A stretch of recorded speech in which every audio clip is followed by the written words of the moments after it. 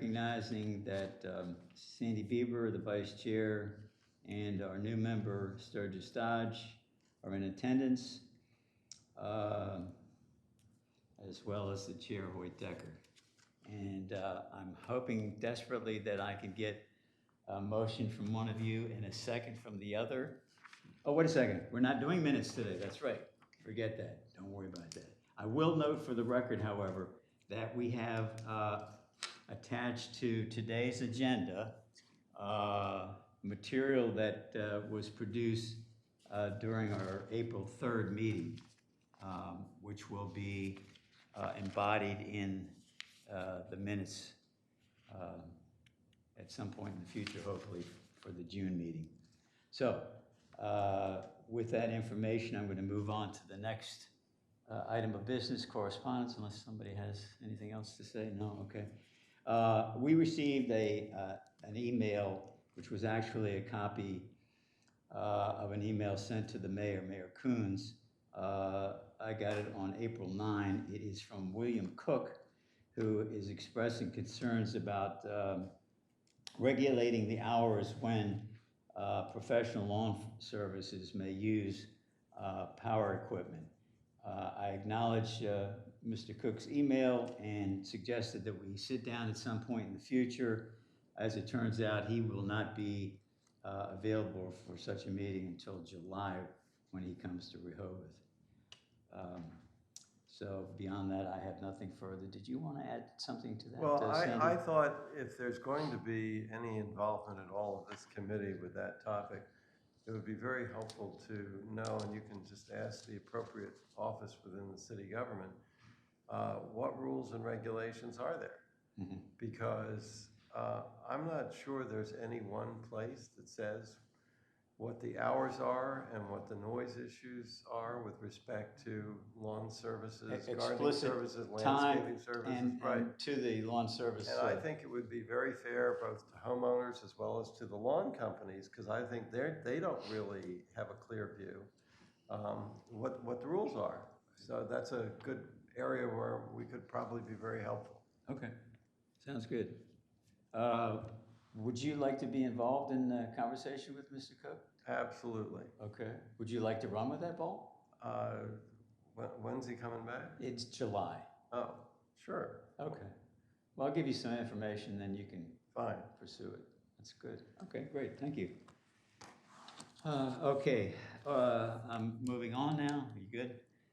To organizational issues, and I'm going to defer the one issue concerning preparation of minutes till our next meeting, because it really doesn't apply to either one of you attending today. So, however, I will note for the record that as of today, we are officially welcoming our newest member, Sturges Dodge, who is replacing Julie Davis on the committee.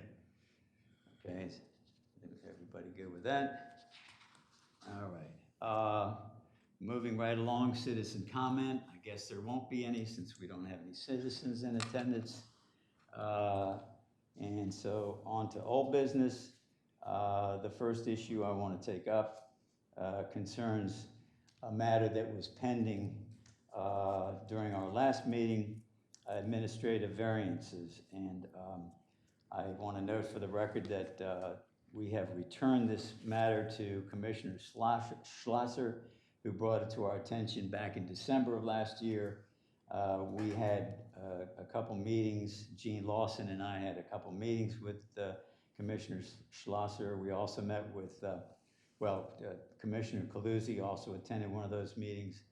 And Gene and I met with Don Molina, the building inspector. We met with a fellow by the name of Jay Becker. I believe I reported on this at the last meeting, who was past president of the Chamber of Commerce, who had some concerns about the concept. And the long and short of it is the Commissioner Schlosser's interest is in moving this thing along, and as a consequence, she has brought it up. I'm not sure whether it's on an upcoming agenda for the Board of Commissioners, but it probably will be in the near future. So I think that matter is out of our hands. Okay, and with that, I'm now ready to move on to discussion of the tree ordinance. And what I would like to do this morning is to continue the same process we started last April. And I have created a document which I've entitled Review of Certain Tree Ordinance Provisions, Roman numeral 2. And I would use that as a guide for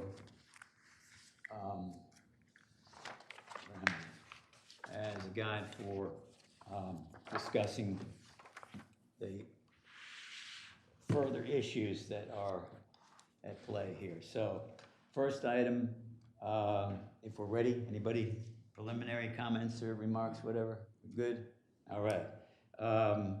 So the first item is actually a series of provisions contained in the tree ordinance sections 253.2, 3, 4, 5, 6.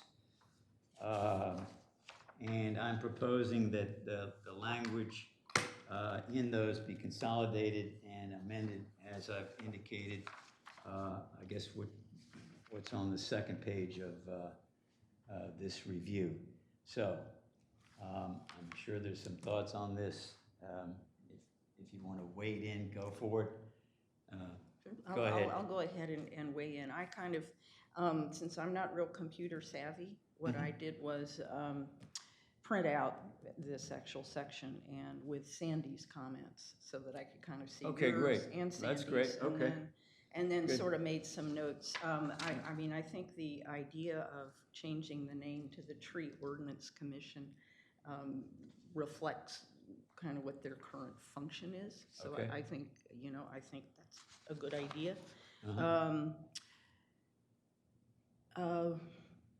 One of the things, they're just kind of some notes, some general notes I made. Sure. One of the things in reviewing all of this, I sort of went back to all of the history. And sort of in my collection is the current tree ordinance, the 2014 version. The planning Commission's Okay. first proposal. Right. Yeah, proposal. yeah, okay. Then the Liz Lingo, the city arborist's comments, and then the Planning Commission's 2016 attempt, and also looked at, in regard to the 2014 Planning Commission version, their recommendations at the end. So I don't know if, I would hope you guys would have been able to access that at some point. I think we got a copy of that. We reviewed that early on. Yeah. So, the thing that's kind of difficult about this is that there's so many different versions and so many different comments. And so, I'm in looking at this, I was trying to make an effort not to lose anything of value, Okay. that might, Okay. and I don't know where you put this, but I noted that the Planning Commission recommended that the Tree Ordinance Commission receive training in their, in order to, fulfill their function. And I recall that. Yeah, and I also noted, I think, Sandy, that your comments about using the model of the Board of Adjustment, I didn't have time to look at that section, but I think that really makes sense because initially when this function was surfaced, it was suggested by some that the Board of Adjustment, rather than the Parks and Shade Tree Commission, hear appeals of the tree ordinance. I'm sorry. It was Who should do that? that the Board of Adjustment The Board of should, Adjustment, okay, because okay. they are already a quasi-judicial group, and this is a parallel function, in terms of zoning issues. And this is a parallel function with regard to the tree ordinance. So I agree that we should look at the Board of Adjustment provisions. And regrettably, I did not have time to do that. I also. Sturges, just yeah. on that, just so Sure. you get a sense. Yeah. What I liked about it is more the structure than Got it. necessarily all the substance. Okay, Because I'll give you just the highlights. okay, So it starts off membership terms, removal vacancies. The Gotcha. second is appeals. The third was effective appeal and restraining order. okay. Third was hearings and notice.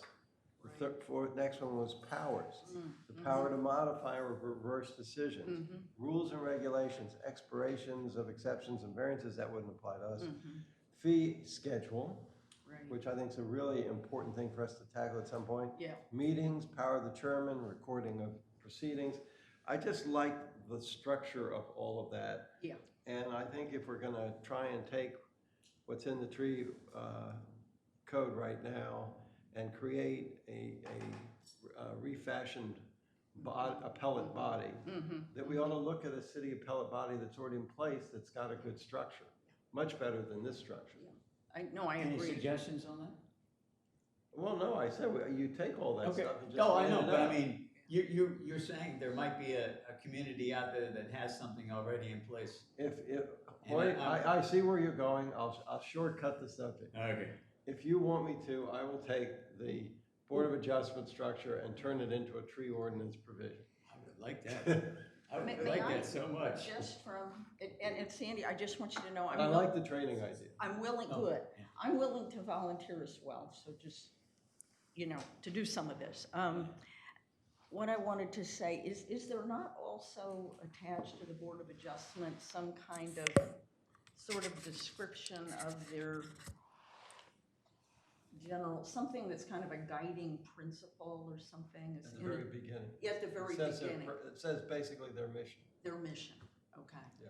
And so I think that would also be valuable to have some version of that, which may or may not be currently in the code, but I think makes sense. Because I think, anything that I think that you put in code has to come from the mission, and if it's not consistent, then, there are problems, hear me? It's not doing what it needs to do. So, as to the training issue, would the committee recommend to the Board of Commissioners that action be taken to, I mean, do we I'd want like that in I'd the like to see ordinance? it encoded. If You it's would? not encoded, Yeah. it's not gonna happen. Okay. I don't see any reason not. I mean, I think, You're asking people who are non-specialists. Yeah, no, I get the idea. To be on an Yeah, appellate yeah. body that deals with a specialty.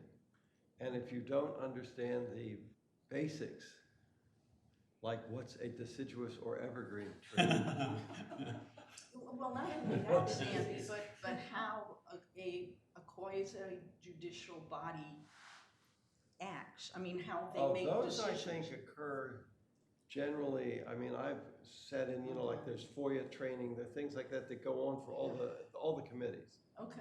but Ann, am I correct about that? What? That the committees generally get training on like procedures, FOIA, stuff like that from Yeah. the city solicitor and other people? We've started that, this will be the second time Yeah, that we've right. done that. And there's also a committee handbook issue. Right. Oh, To right. all of the chairmen. There is, I think though, good point. the quasi-judicials have sort of there's more of a legal burden on them that I think maybe goes above and beyond how Mhm. other committees make decisions. And I know that the planning the Board of Adjustment of their own accord had trainings to kind of talk about precedent, what are How the did you know general that? principles? Well, how do I know? I'm aware that this All right. periodically. And because that was a real challenge of kind of Yeah. what is the legal burden on. So basically trees and governance. Mhm, Those are the two areas of training. I Yeah. think that makes sense. Well, So as to I- the government part of it, they would presumably get the same training that Well, I think we're going beyond that. is there No, I more think depth? Sturgis, yeah, I think Sturgis is saying beyond basic things like FOIA. We're talking about what are your really roles and responsibilities as a appellate body? So Yeah, some of the yes. elements that you're, Yeah, Well, even may a little beyond that. yeah, Beyond beyond, that. beyond other committees, because. no, I mean, Yeah. the Board of Yeah. Adjustment type Yeah. Mhm. issue. Yeah, I have to look and see whether they have that. I don't think they do. They've been Okay. self-initiating. Oh, okay, They What Sturgis is Yeah. saying, I got it. they're a good model, Yes, but let's put it into the code I agree, so there's no question. I agree. I agree. Thank you. And you're gonna do it. Or Sturgis. Or me. We'll figure it out. Okay, Hey, we you will. work Well, together, I- I'm good with that too. Good. Yeah. All right. Okay. Did you have any specific issues that you wanted to, No, I just thought. on there this was just- provision now? Yeah, I just thought there was so much more that needed to be Okay, developed here. I hear you. Because this has been a committee that is not operating at all consistent with what's provided in the tree code. You're absolutely right, and because this committee has existed for, 30-plus years, and it's, I don't know, has a long history that Sure. I'm very aware of, and so issues have changed, and lots of things have changed. So if I may, I'm gonna take a time out because I see there's some movement in the audience here. Actually, there's an audience now, so. And you're kind of looking around for something to have as a reference. Yes. And somebody was not fully doing their job. When the last meeting we had, when we did something like this, I had a little gizmo that you stick in the thing and you flash it up on the screen. And all I got is this piece of paper. Can I walk over and put that on the table over there? And Sure. okay. Great idea. Which means I might have to stand over here because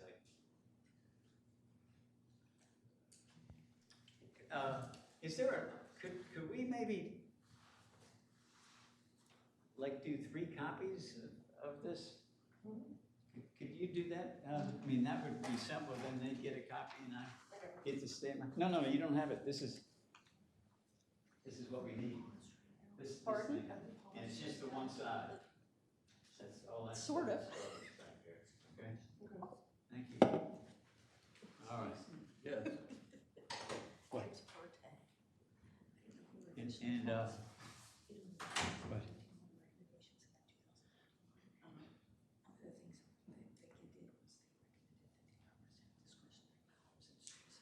So, yeah, so I don't think we are, but let me just, I just want to say hello.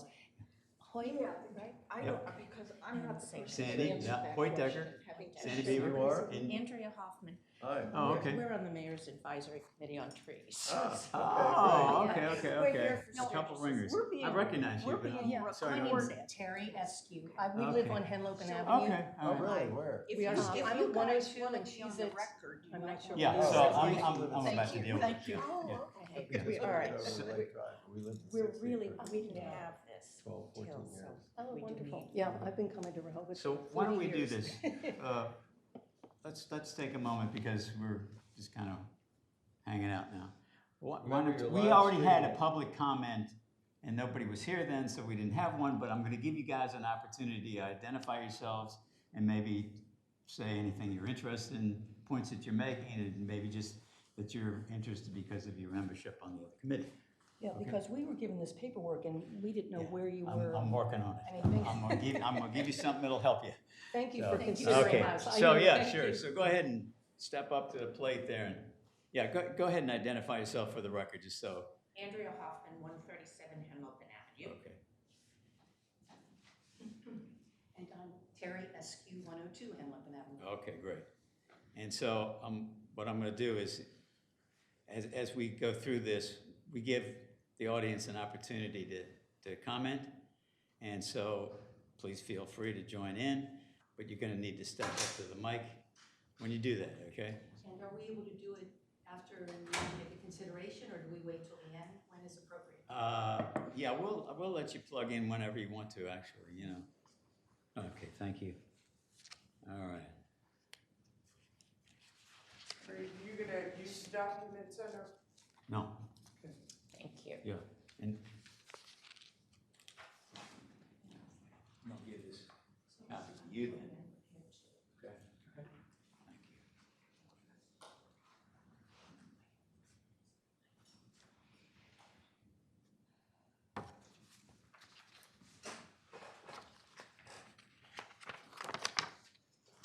Okay, so I'm going to note for the record that we've made copies of the certain tree ordinance provisions, Roman numeral 2, Sandy Bieber edition.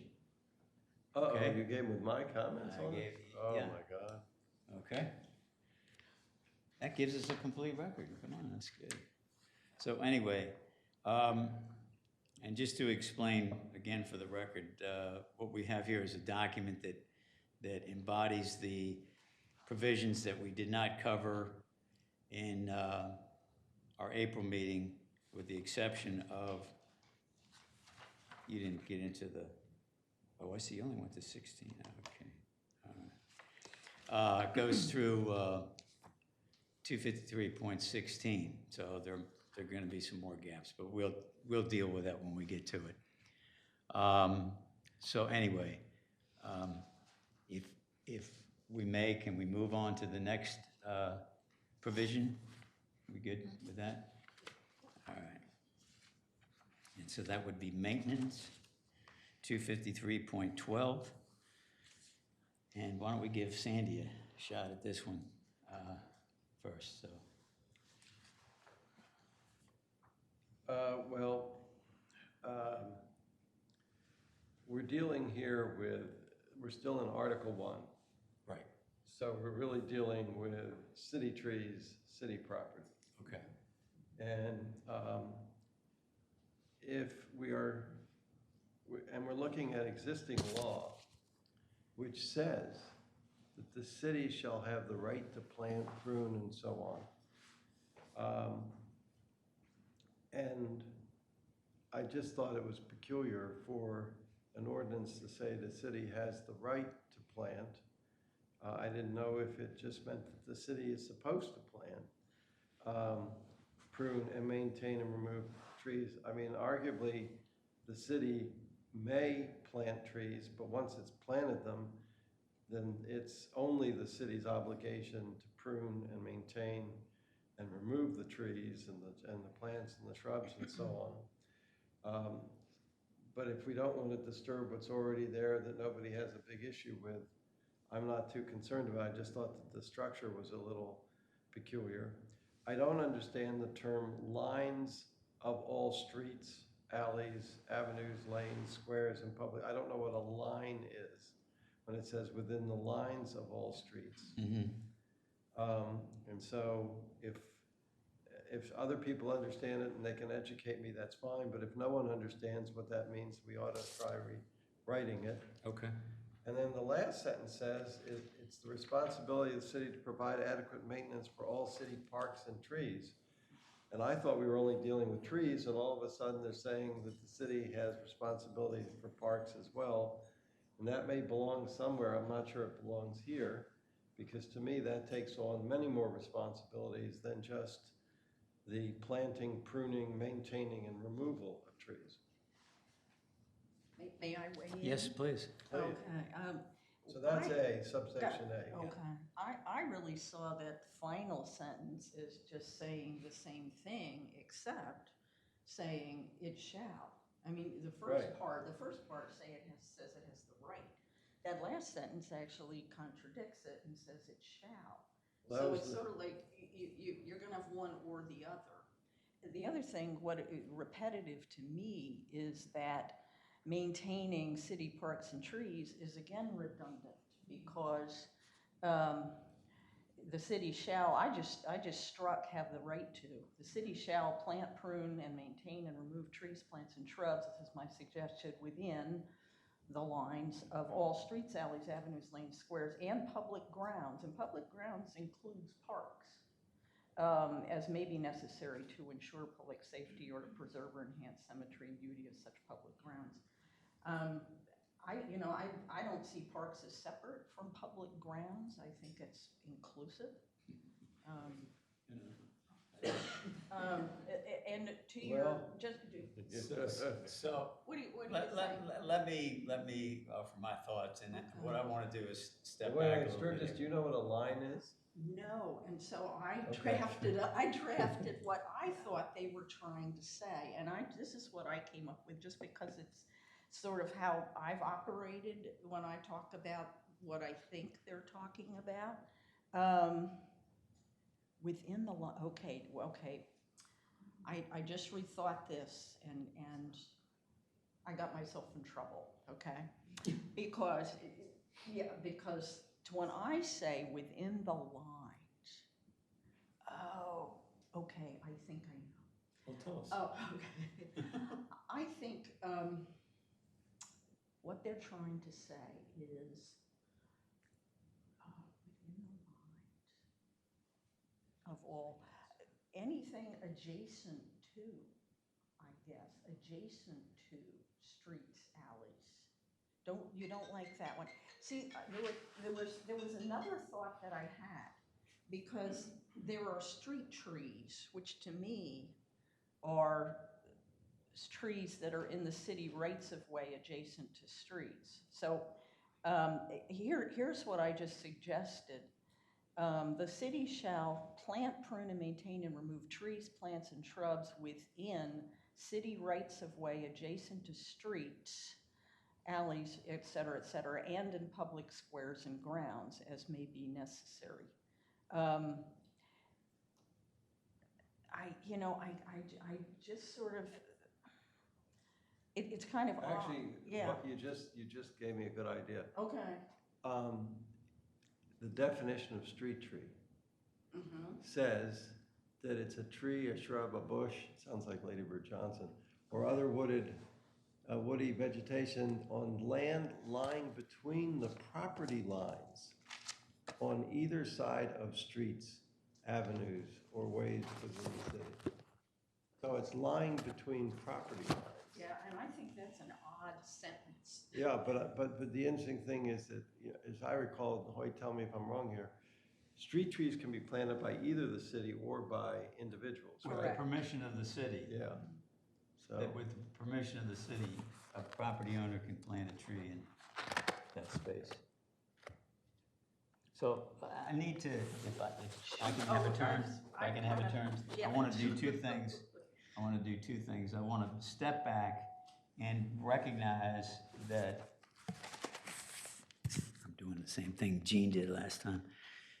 Recognize that we have three potential distinctions here. Okay. We have public, we have private, and we have public and private. Okay, we have these issues that are coming up in these various different provisions.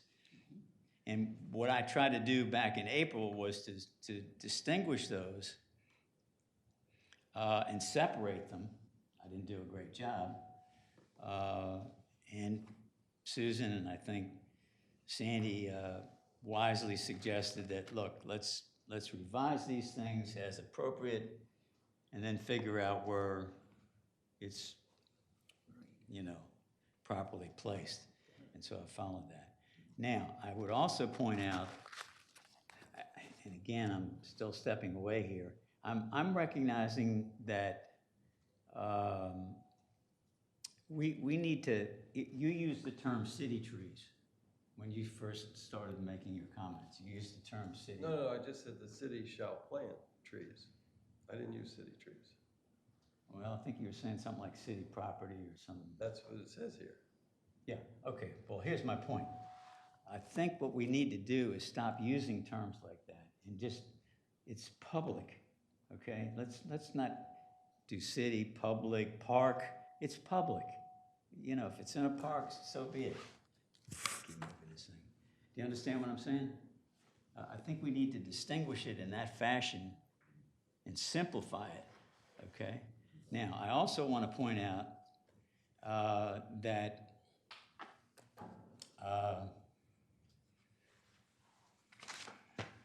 at the April meeting,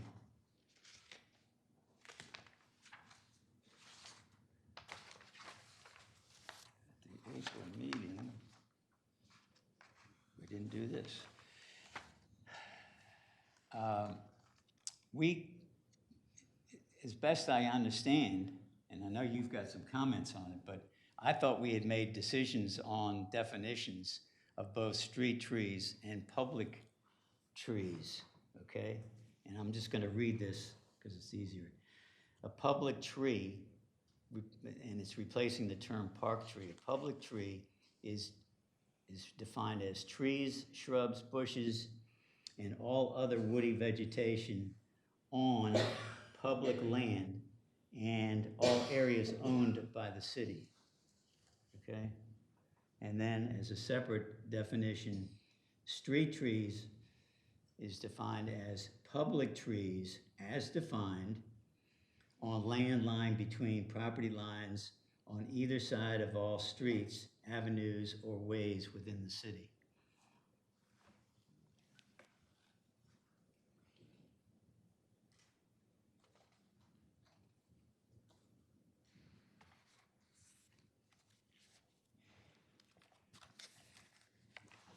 Comments?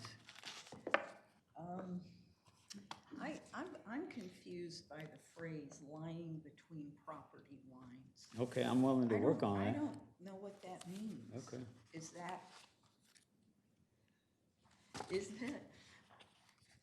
wait, there's a person in the audience raising their hand. Okay. I'm giving you the opportunity to Okay. acknowledge Okay. or not. So what I would prefer to do, ladies, is allow us to have our discussion, and at the end of that point, before we go on to the next provision, allow you to offer your thoughts.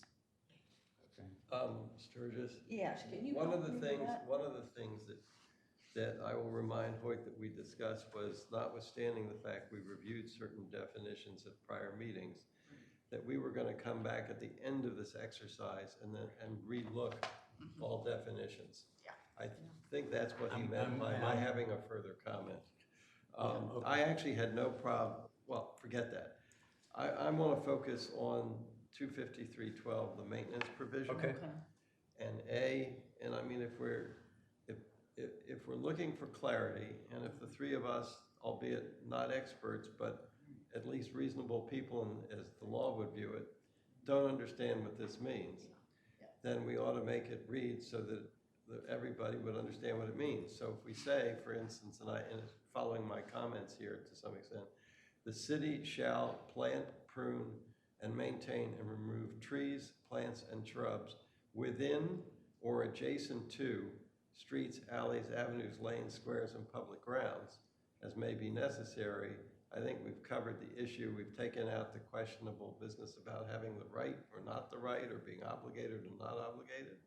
We've taken out the phrase lines, since we don't understand what lines is. And we take it through that sentence, and I would just delete the second sentence, that it shall be the responsibility, because I think we've covered everything in the first sentence. Okay. So I- just as a I like- note, before yeah, you yeah. get your comments, well, Okay. what I'm intending, Article 1 is my responsibility, okay? So I'm taking what you are suggesting here, and I will embody that in a revision, okay? And with any other comments from you or anyone else, and at some point in the future, we'll come back and revisit this, just like we are with the other provisions that we did in April, okay? Yeah. And do that. So I'm totally open to the concept. I would ask one question. Would it not behoove us to have some of that language in the definition itself, so that we don't have to have such an extensive description of, how we're actioning the provision? I don't know what definition you mean. If you mean, Some of the language you used there sounded more like a definition than a no, direction. I don't think so. Okay, all right. Unless you were trying to go back to that the new definition of public trees, which I are was. trees, shrubs, bushes Yes, I was. that are on public lands and Right. areas owned by the city. And then you could say that the city shall plant, prune, maintain, and remove public trees, period. Mm-hmm. Well, no, as may be necessary. I agree. We could say that. Okay.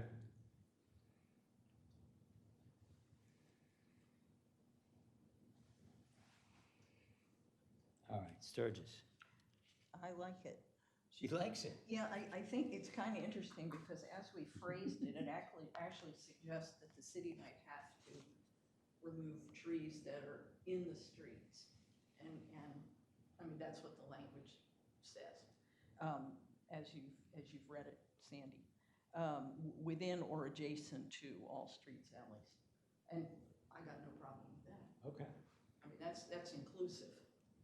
Huh. Trees might end up in the I'm open streets. to that. Okay, so now, if somebody in the audience is interested in making a comment about this particular provision, Well, this is just A. please give us your name when you do that.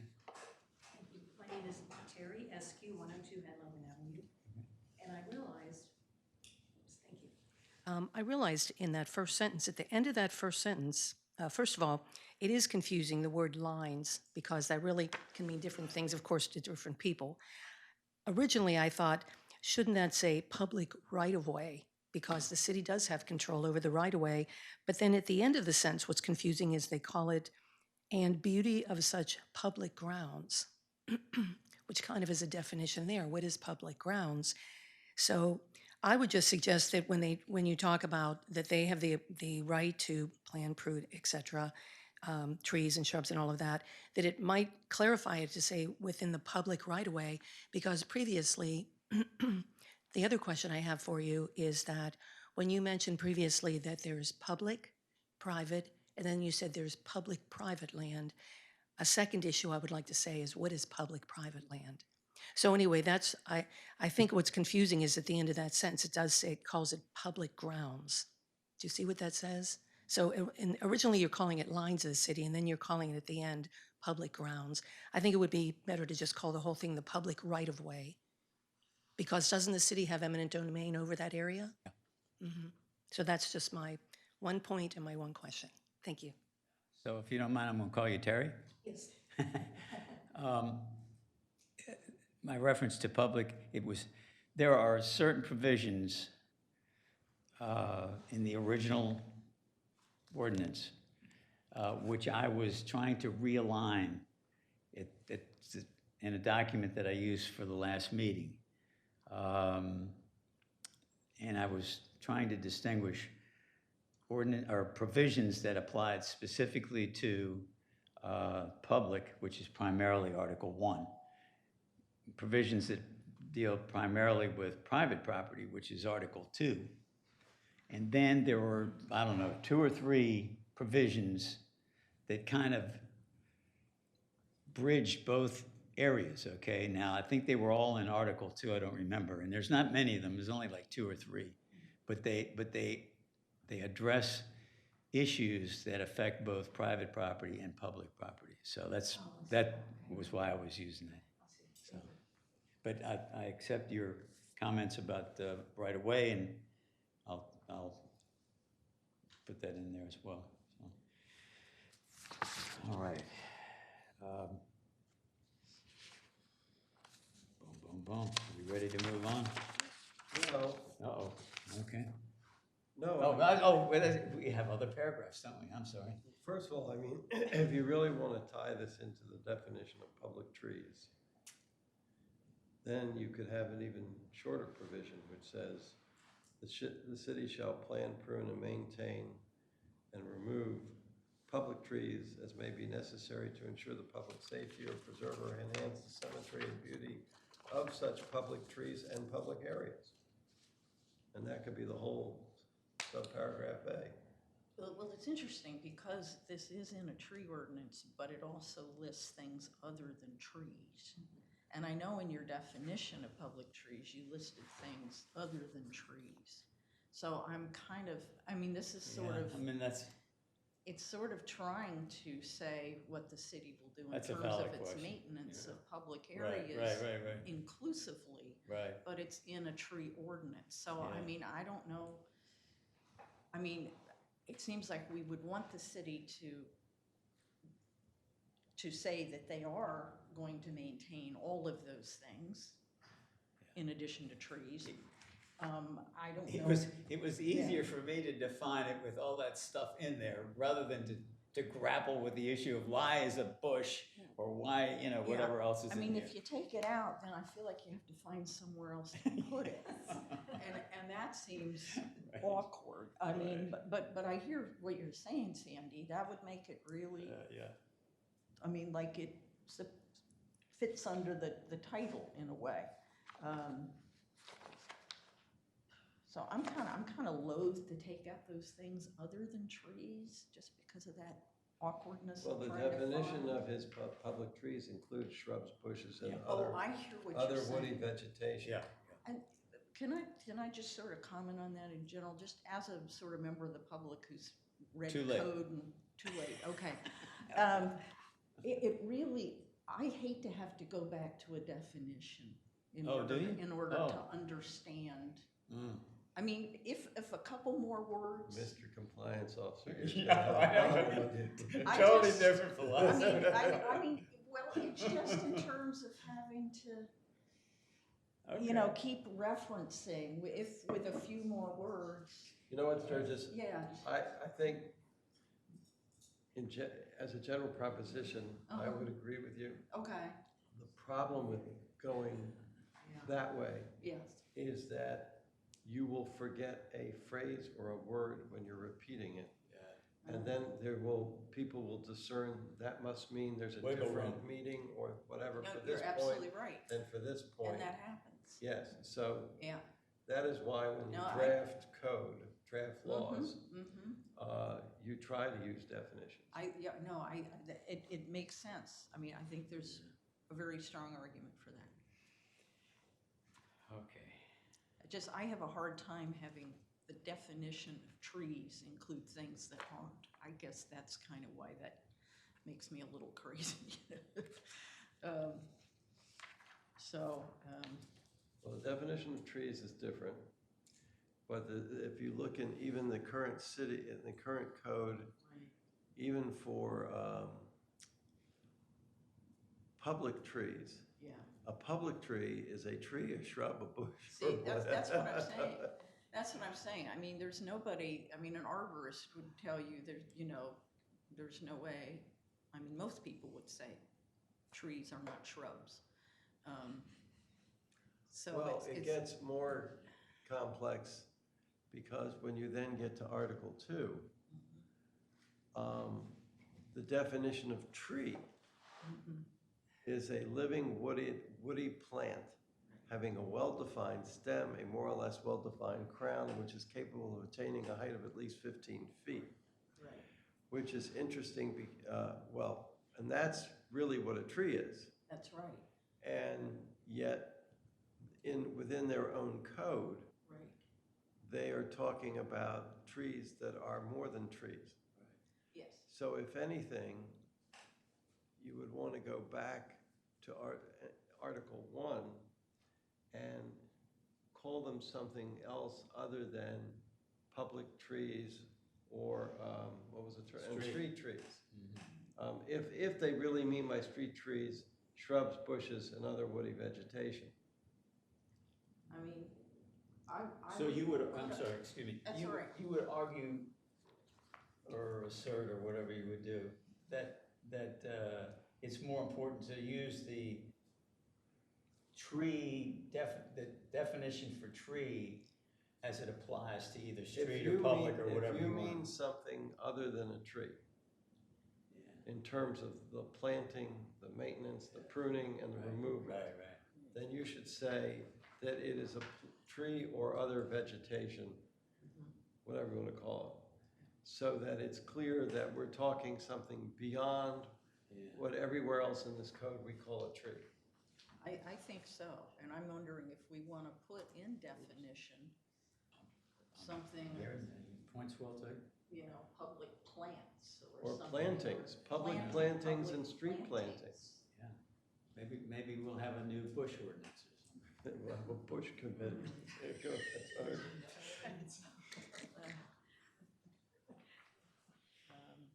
We do try and have fun at these.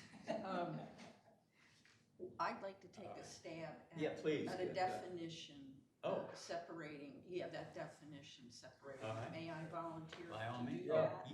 You want to do that at some point in the future? You want to do it right now? Some point in the future. That's fine by me too.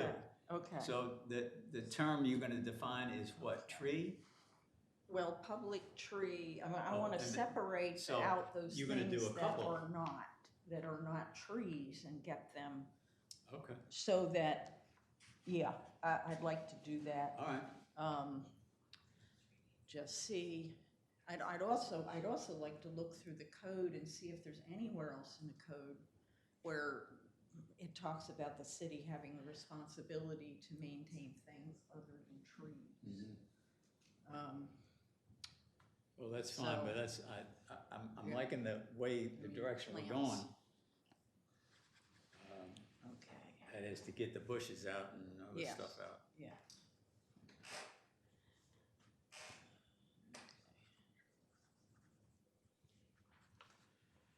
Okay. You got more on this, Nancy? Well, we still have B. That's what I mean. Yeah, And indeed, do we want to talk about your earlier point about, do we want to tackle the issue of property owners, the restrictions or the opportunities they have for planting in that space? I mean, I think that will come up later, won't that, wait? It is going to About, I think that comes up in some of these comments. I would just say in B, the second sentence is going to have to be revisited because in our prior meetings, we have talked about changing, for example, 253.7, the species to be planted aren't going to be in the ordinance. It'll be on list maintained. So, I mean, a lot of this stuff just has to be reworked. And this notion of the rights of a, quote, adjacent property owner, I assume that means an owner of private property.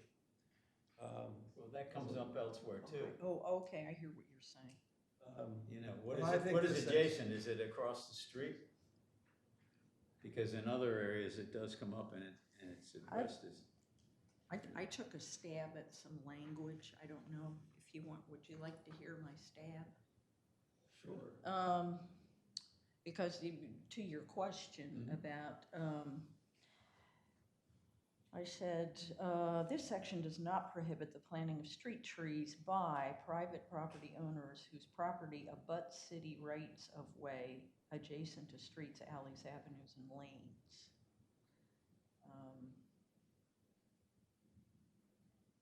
What's it? Abuts it.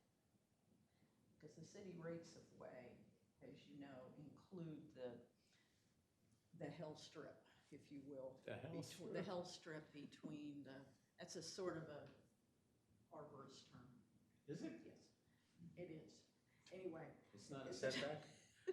Well, I'm just saying, where you have a street with sidewalks, you most likely have a curb and then a thin strip of grass and then a sidewalk, and everything from the sidewalk to the curb is the city right-of-way. In areas where there is no sidewalk, then there's a measured right-of-way.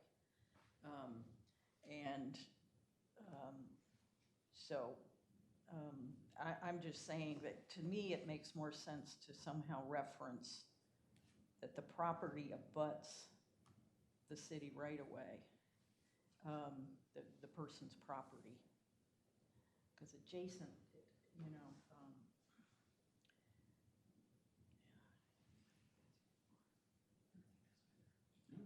or you could say immediately abuts. I don't know if you want to make it more. Abuts is abuts, I think that's. Is abuts Yeah. specific enough? All right, now. Okay.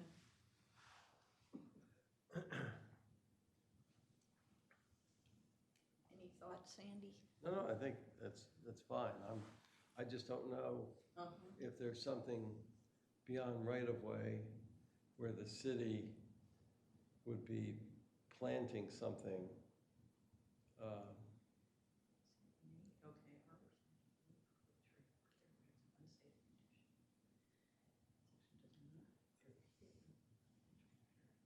guess we're only talking about street trees here, right? It says street trees. So if we're only talking about trees, then that works, that's fine. But you know what's interesting about that sentence is why it's in there. Is why it's even there. Because what they're saying, this is about maintenance.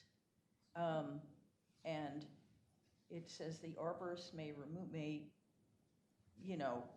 take care of trees that are causing problems. And then it refers to that this isn't gonna stop anybody from planting. I mean, it's apples and oranges. We should move this to the street tree provision in Article 2. Okay. Yeah, I think so. I don't even think it belongs there.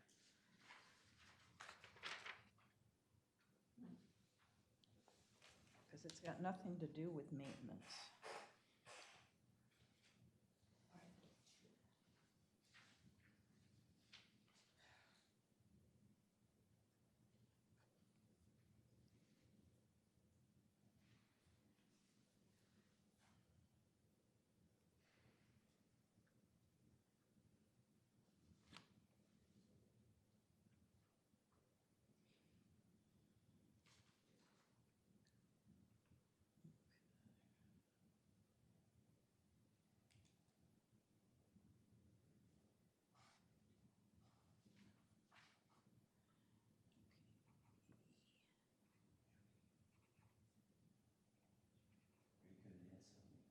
No, I'm just making notes, sir. All right, where are we? Looks like we're at C.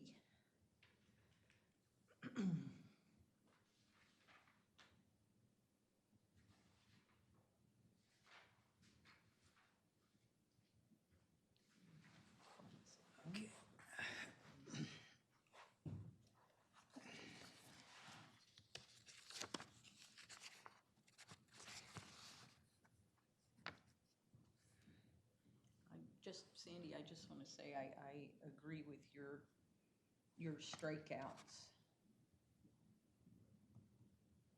You talking about C? Yeah, I'm talking about Yeah, C. I And think that's my strikeouts. Oh, yours, He's okay, got I'm the not comment sure. underneath Okay, that. he's got the comment, yeah, Yeah. whatever those, I think that makes sense and that language. And I came up with a possible rewrite for that last sentence. Mhm. Here's, and again, this is sort of a first go. The city arborist shall replace any removed public tree with a suitable replacement at or near the site of the removed tree unless the location is or was inappropriate for the planting of a tree. And I think that Does that take out the opportunity for the property owner to do that? This is public trees. Yeah, There isn't a property owner, it's the city, it's public trees. shall replace, but then, Right? these are public trees, We're not on however, private property. we're right, but it We're- could be. We're in the We're in the We're in whatever. the it's, hex yeah, strip. it's We're in the that hex possible strip. street tree The impo- zone. No, we're not dealing with street trees. But These are, they're, I'm sorry, maybe I'm confused. okay.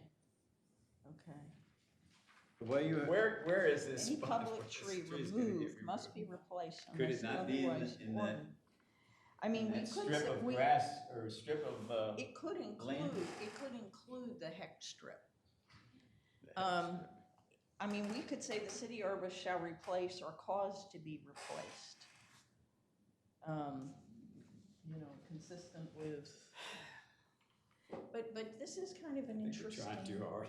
Well, but I guess what I'm saying is, if the city plants a street tree, then they're responsible for its maintenance going forward. It's their tree. If they can prove that a citizen planted it, then the citizen is responsible. And I think Sandy raised the question, what is that a protected tree at that point? What if the citizen decides, I don't like my street tree that I planted, and goes and cuts it down? Well, that's a violation. It is, but then, But let's go, I mean, Who- if we who go to re- your point, Who if I may. replaces it? I mean, I would think that the citizen, does the citizen have to replace the tree that they? No, but as you described it there, it's the city arborist's responsibility, and what I'm saying in response to you is. But I'm questioning my own writing. Oh, okay. Okay. I'm questioning in the case of if a citizen planted a tree. Wait, can I just, Sure, come on. if C is supposed to be about still public trees on public property, Okay. we don't have citizens planting trees on public property. Except to Yes, the we do. extent that that public property Yes, we do. is that strip between the curb But then and the that's, sidewalk. but of then your- that's not, you've made these, here, Hoyt, you've redefined that this section deals only with public trees. That was your change. So if you're only dealing with public trees, you're not dealing with street trees. Oh, Oh, very good. good catch. Well, that's why so if you're dealing with public Okay, trees, the light has gone. then all I was saying is, do you want to, I mean, the essence of my comments were, other than some reworking of words, Yeah. was, should we put certain structure on what the city arborist can do or not do? When the city arborist decides to remove a public tree from public property, does the city arborist have the sole authority to decide whether or not there needs to be a replacement? We put that burden on private property owners for certain trees, okay? Not all trees, but certain trees. 24-inch specimen trees Yeah, and we'll certain get to other that later. trees, right? Yeah. But on public property, are we leaving this really all for the city to decide? And do we want to just leave it very discretionary without any structure, or do we want to put some structure? So do we want to talk about the type, size, and character of replacement trees?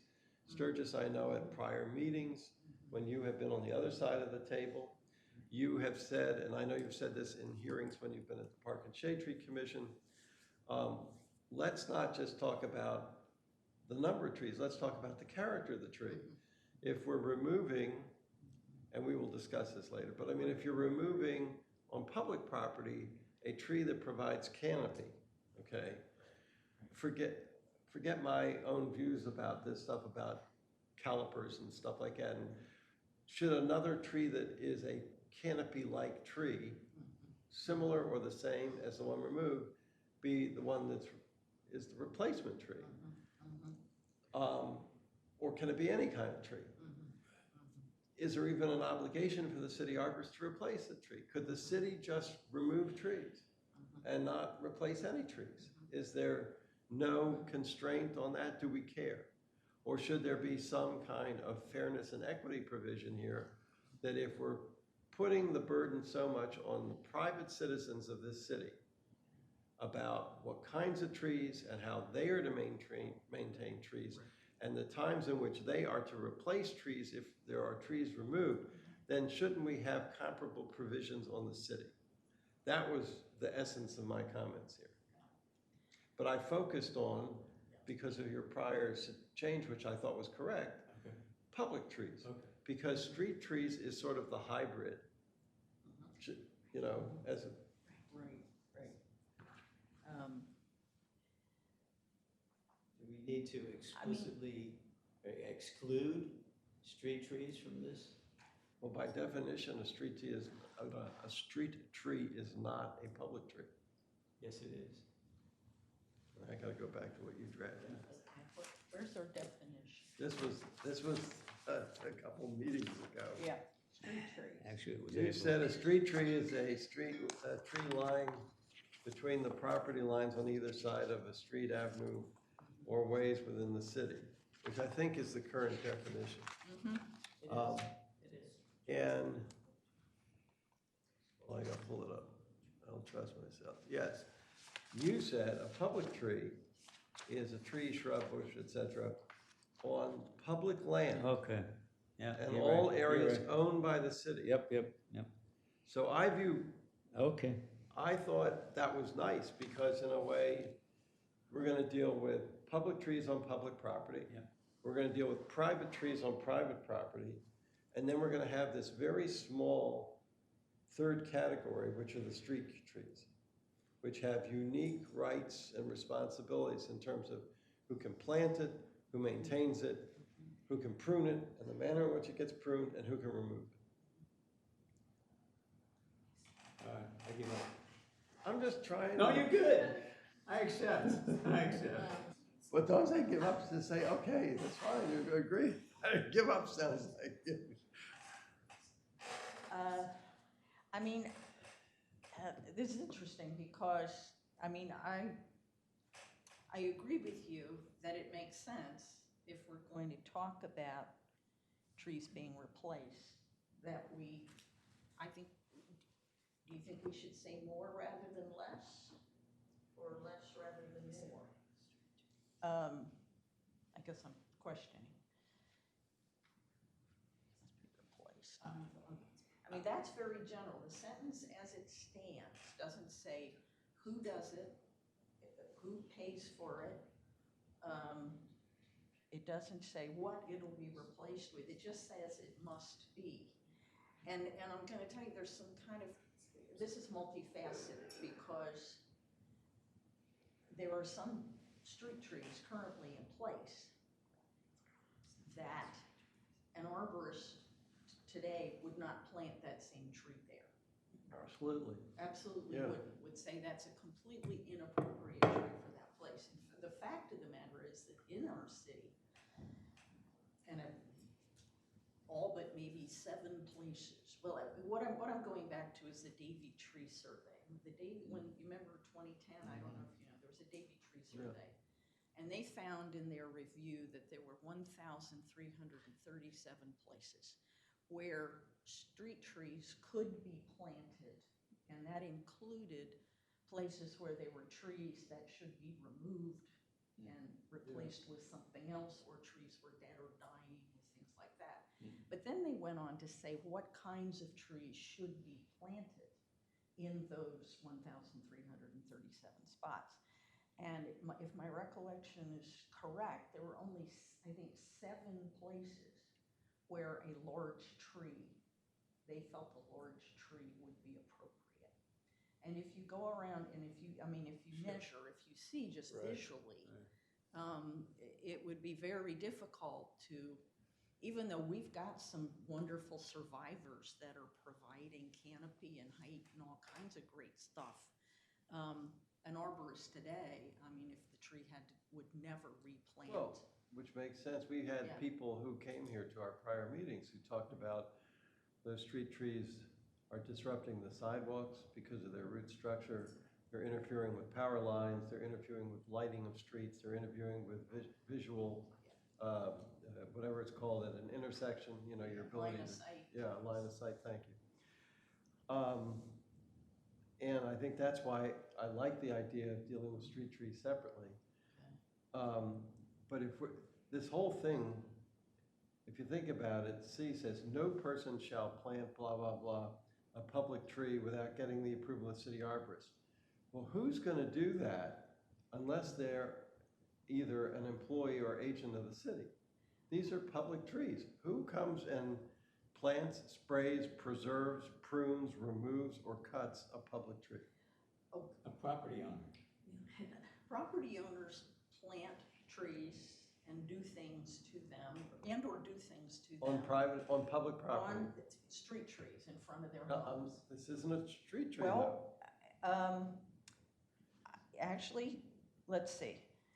No person shall on any street, or as it's written currently, any tree on any street or municipal-owned property without first receiving written approval. I mean, that includes street trees. It does. And even as it's written, I know, public tree. Okay. When Hoyte rewrote this, I thought he was intending to separate out street trees from public trees. Yeah, no, because if you go back to the definition of public trees, as Hoyte has rewritten it, trees, shrubs, bushes, and all other woody vegetation on public land. But that includes street trees that a person has planted with or without permission. All right, so then we have to ask the author here. Yeah, that's, I mean, that's the way I Do you- interpret it too. You think a public tree includes a street tree? I do. All right, well, then you have a much broader issue. And, I mean, and that's kind of where I am with your suggestion there about putting the control in the city arborist. Yeah. Because it may not be the city arborist who's taking the action. Yeah, I mean, there are a variety of people who could be taking the action. There could be, the city arborist could do it. The streets department could do it. Oh, God. Well, as far as that goes, the Well, that the can- power company, Delmarva, Power could do it. company could do it, a private that's citizen right. could do it. Just a crazed So, vandal could See, do I it. thought I read more into what you were doing than is there. Because I thought you were segregating out street trees from the definition of public trees. I thought street trees was its own hybrid Okay, type okay. with all of its peculiarities as far as responsibilities and so on. So do we currently have a definition of street trees? Oh, it's in the ordinance. Okay, it is. So, It's at the very beginning of Article 1. going back to your point though, I mean, I'm with Joe Wipering here. Your point was also well taken, about the my term is expectation, that the public should have with regard to the actions of the city or That's right. whatever. So, I mean, I think there's validity in what you're saying there, and you know, that may be something we need to embody here, is that, you know, it's not just the property owner has an obligation here, the city has an obligation. I mean, this is an interesting one because currently, I don't think this occurs. I mean, this is not something that's enforced. Doesn't happen. Yeah, I to your point, I think what happens here is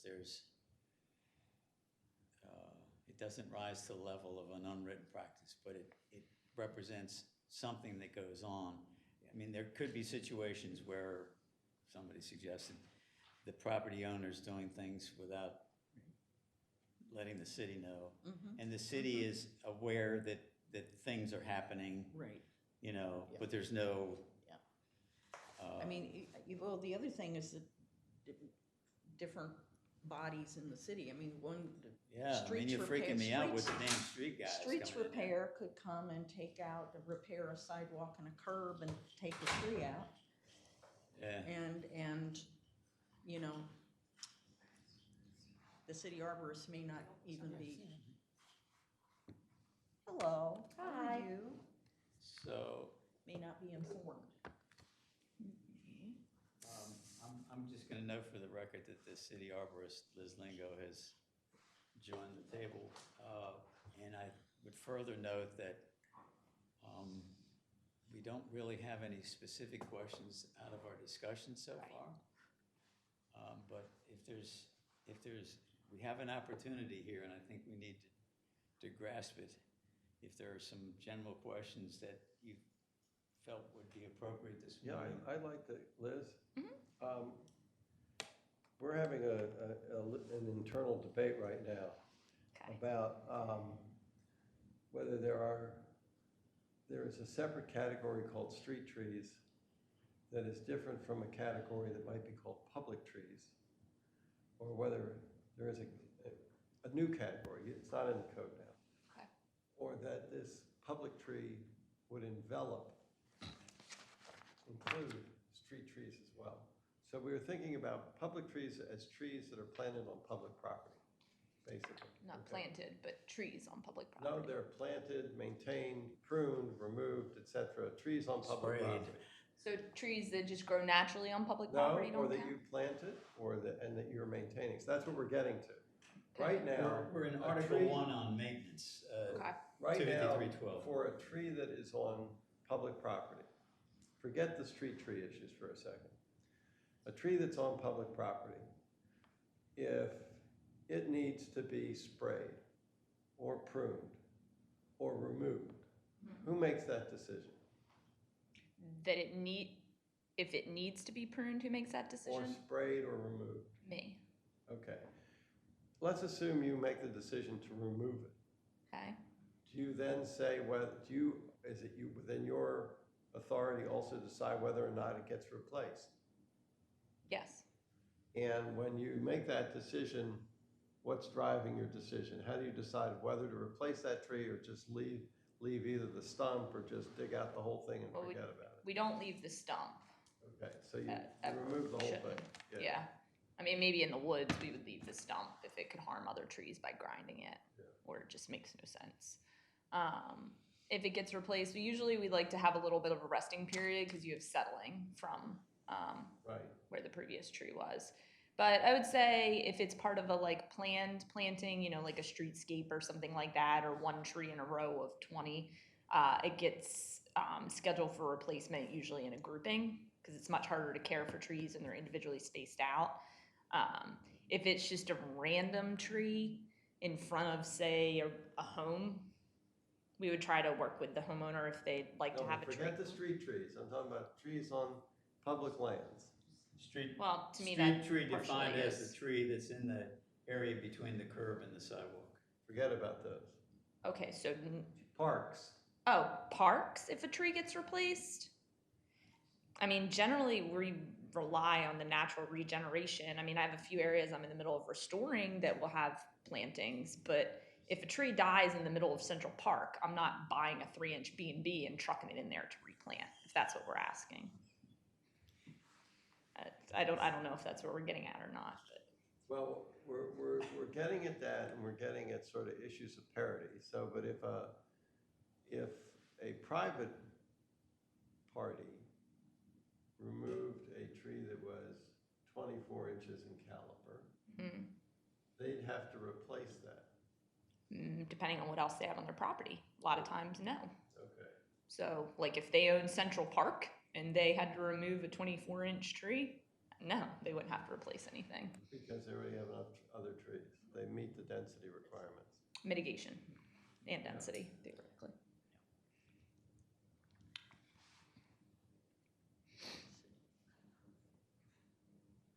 I mean, how this code currently reads, no person shall do any of these things without first receiving permission.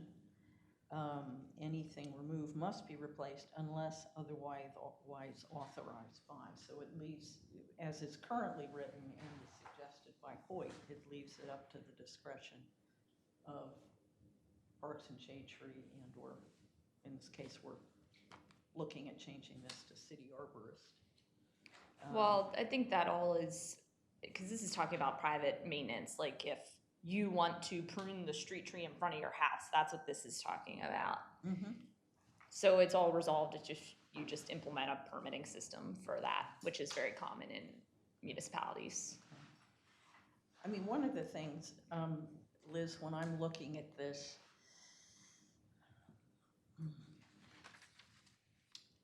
I mean, I think it makes sense to have something like this in code, and yet I would guess that very few folks would actually come to you and to the city and request a permit to prune, to maintain a street tree that they've planted. I mean, I would guess in actuality that would probably not occur, and I think it would be very difficult for the city to monitor that and assess some kind of violation unless something really egregious got done.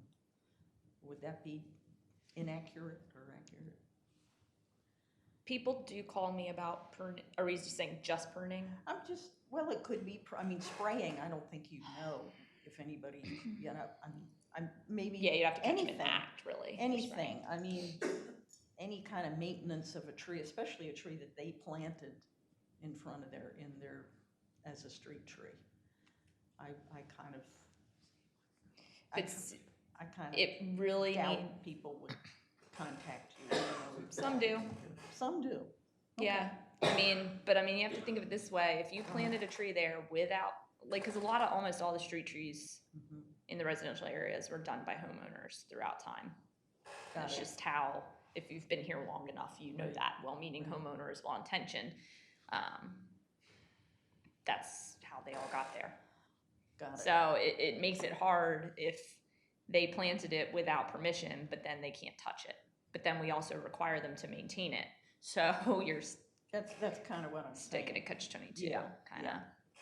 Is- But in the same sense, we just can't have people randomly going around chopping on trees located in the city right away either. So Right, it's a tough Right. position. yeah. What about, I mean, one of the questions that we were kind of, it's because of this, it says any tree removed from city-owned property must be replaced unless otherwise authorized by. Mhm. And we're just looking at, you know, just say someone got permission from the city to plant a street tree, and they planted a street tree, and they either want to take it down and get permission to take it down, or they just go out and chop it down.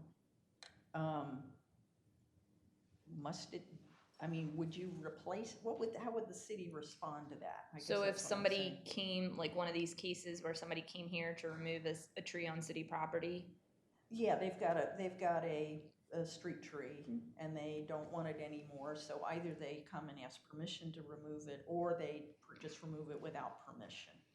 I'd like to hope that does. I mean, I haven't had too many problems with people removing Got it. that, but we have had quite a few cases before, Park and Shade, where people have requested to remove city trees. Okay. And in almost, I can only think of one instance where it wasn't granted. It was a tree as part of streetscape along Rehoboth Avenue in front of a business. Okay. But all the other ones were granted, some required to be replaced, some not.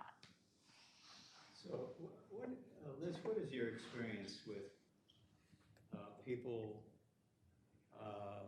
wanting to plant street trees or wanting to maintain street trees? I mean, do they come to you for that? I mean, I don't think they are really. there situations where they pretty consistently come to you and say, okay, we want to take this tree down?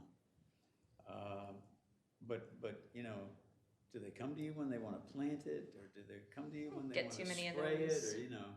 Because that's kind of where this thing is going. Either they're not coming to me or it's not happening That's my impression. That's for very the important. pruning and. I mean, theoretically, anything that overhangs your I mean, we go back and forth on this, but anything that overhangs your property, you should have a right to prune back. So if a city tree branch overhangs your property by 3 feet, you should be able to legally prune it back. Right. Now, you can't do it so much that it's disfigured or harmed or eventually killed, but like, you know, one sprout off of a tree. So, Could I, I'm sorry, can I just, okay. I'm sorry, but I'm still hung up. If we're looking at the original provision, which is what we're doing right now, I will tell you, unless my research skills aren't correct, nowhere else in the city code, I don't mean nowhere else in the tree code, nowhere else in the city code is the phrase municipal owned property used. Oh, okay. So when I look at this one little subsection that says, no person shall do any of these things with respect to a tree on any street or municipal owned property. First of all, I technically it was a tree be on a street only if it's right in the street. I mean, I don't know what a tree on the street means, but this. Bayard Avenue. What? Well, it's still Park Avenue, I guess. But Bayard, anyway. yeah, Park, yeah. But I mean, that's the median, but if that's part of the street, I don't understand these things, but I'm telling you, this section, as it's drafted before we got to all the markups that we've done, said that no person can do these things for a tree on a street, whatever that means, or a tree on municipal owned property, which is nowhere defined, without getting Park and Shade Tree Commission approval, and no tree can be removed from city property, municipal owned property, without being replaced. So that would mean, Liz, as written, that you can't remove, you the city, I don't mean you Liz, that the city can't remove any tree on any property that is municipal owned, whatever that means, without going to the Park and Shade Tree Commission. So how do you justify that against A, where it says we have the right to do all that? Well, welcome to our world. Contradictory. Yeah, we said that A within itself has two contradictions and redundancies, but besides that, I think in that, the difference is person and city. I think the intent, whether or not that's how it reads, and you can argue it, but the intent was that the city can prune, plant, maintain, remove, etc. But people, individual people, not the city, cannot do these things without permission from the commission.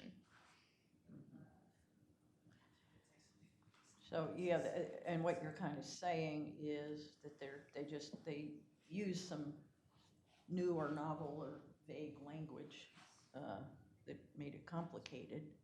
I mean, me, for 3 years of reading that, I've never read it that way. I mean, I guess if you're a lawyer and you want to argue that, go right ahead, but I don't think that's really how it reads. It's never been how it's enforced. Could I just kind of go back to, you kind of said that if somebody wants to have a street tree removed, they would come to you, and then you would either say yay or nay? What would? Well, I mean, if they're looking at us to review the street tree, if somebody calls me and said, well, it's been it's dying or dead or hazardous, I would go out and evaluate it. There's a process for that. Okay. But if it's determined they just want to remove it because they don't like it, or it blocks their view or whatever, it drops acorns on pine needles in their driveway, that would go before the Park and Shade. So I don't have the authority to tell someone that they can remove a street tree. But you We do would have, like to make you, do you have the, to give you that authority. do you have the authority to tell them they may not? No, it's by decision of the Park and Shade. Okay. So it's I would not say- it's not an appeal of your decision. No. It's directly to Parks and Shade. Yeah, it's not an appeal. That's why it doesn't get charged the appeal fee. It's not written up, when the notice is not an appeal.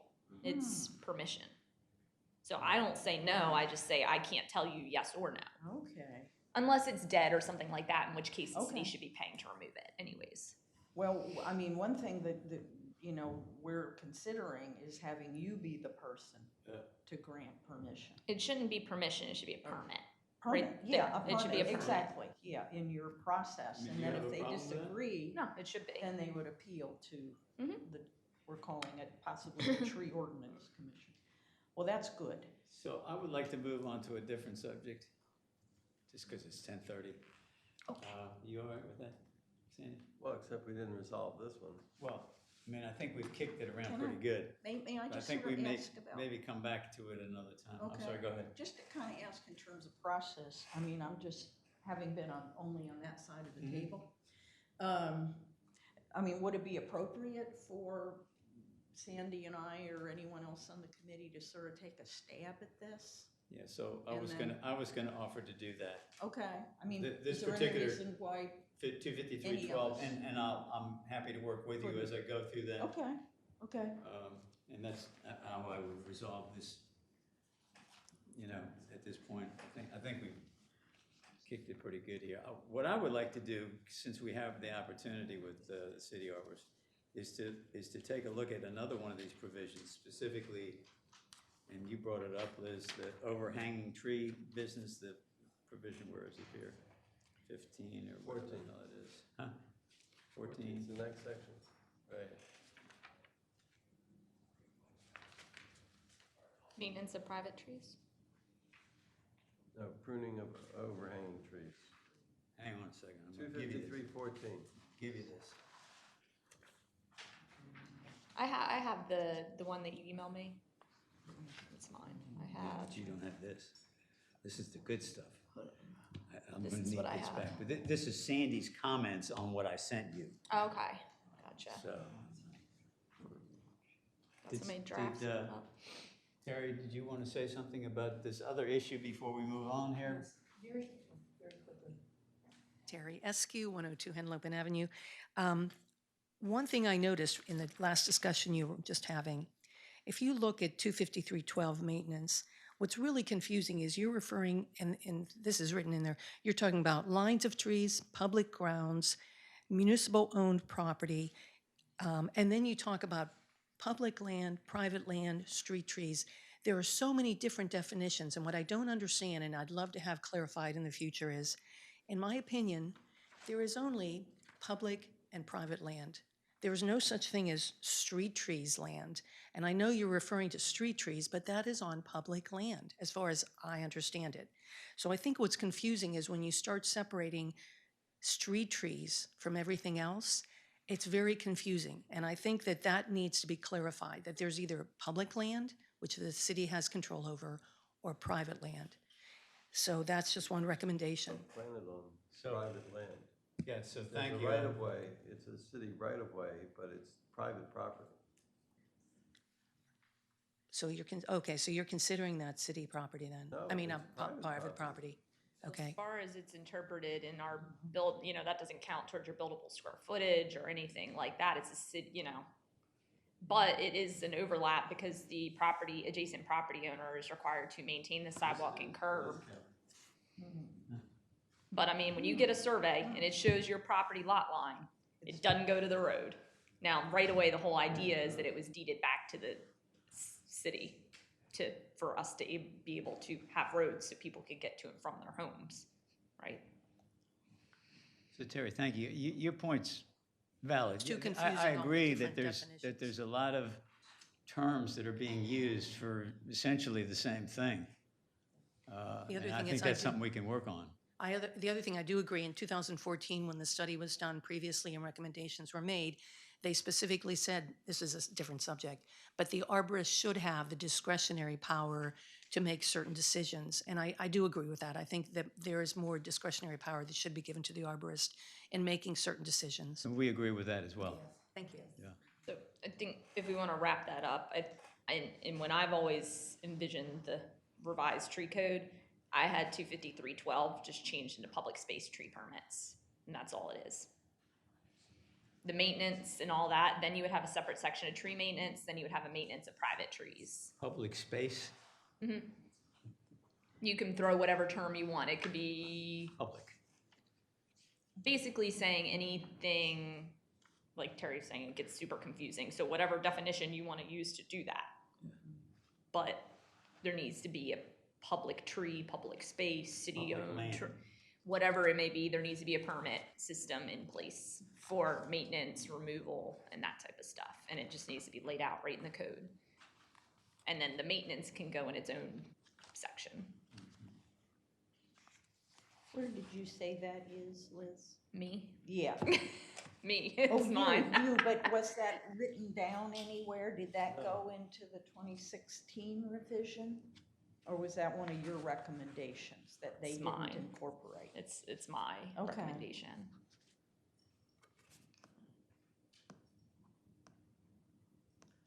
Because I also thought the tree maintenance section I thought that was confusing, so I would always envision it being broken out. Tree maintenance, like what the city's responsible for, would be, say, 25313, and then private would be 25314. So then it's very clear who's responsible for what.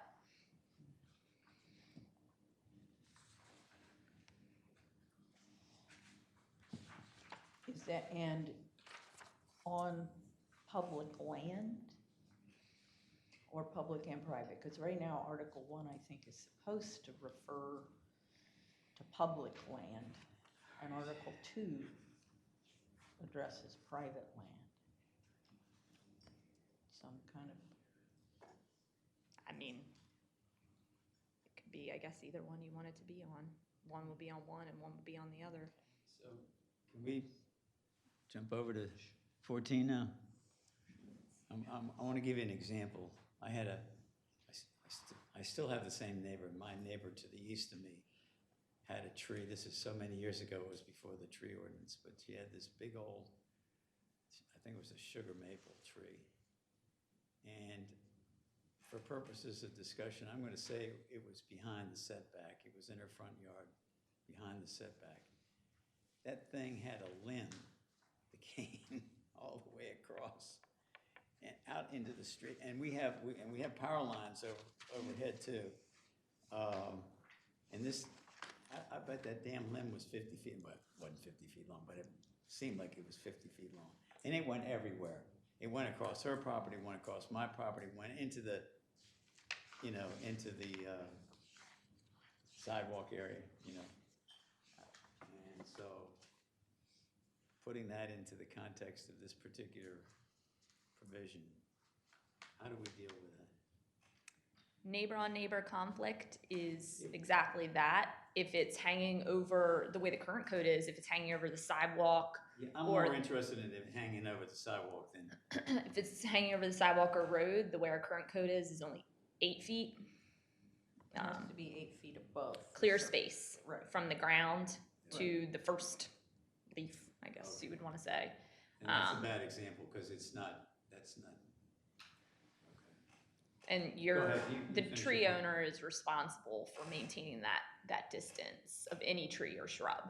So shrub hedges that have grown into the sidewalk area, but that really needs to be adjusted too, because 8 feet above a road is not enough, not even close. It needs to be at least 12. Sometimes it's 14, depending.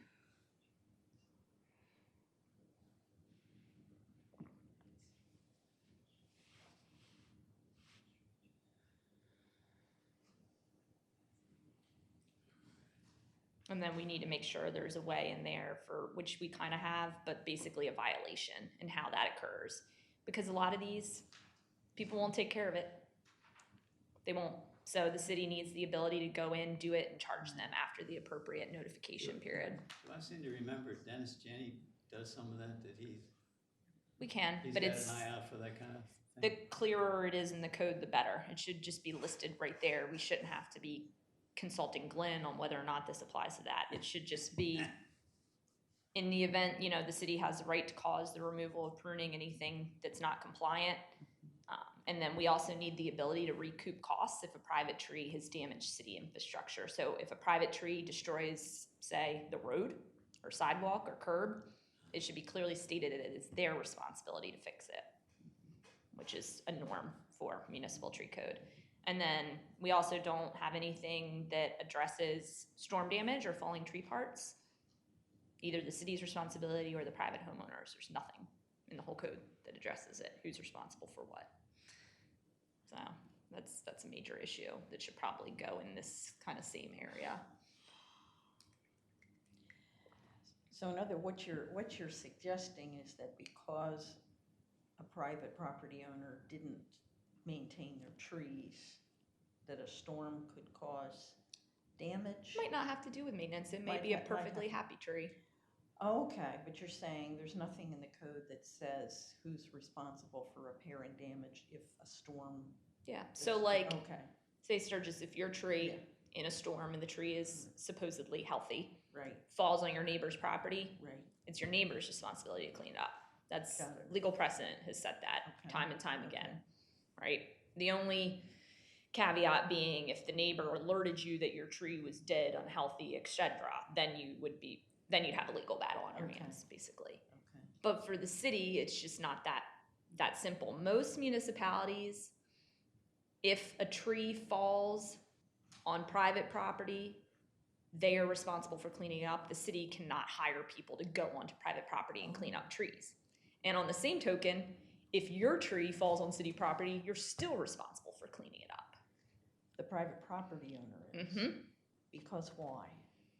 It's just how it is in most municipalities. You mean it's in code, it's coded that way? Yep, it but is it's not codified. It's not. We don't in have our- anything in ours Oh, okay. at all. Okay, I got it, I got it. Mhm. And it should be codified. Okay. Sandy, do you have a thought? Nope. Okay.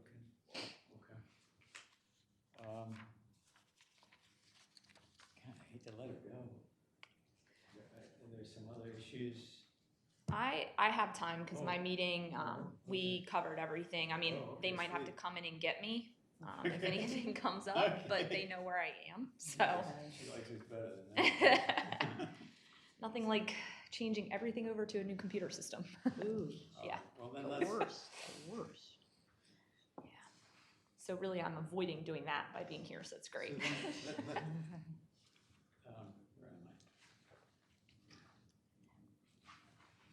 I'm lost here. We're on 14. Every owner of any tree overhanging unit within the city shall prune. All right. Do you have in front of you Sandy's comments? Mhm. Oh, okay. Yeah, I've given her that.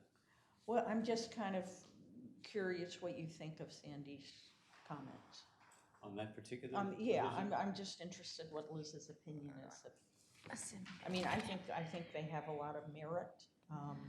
He asks a lot of Section questions. 8 is me. Right.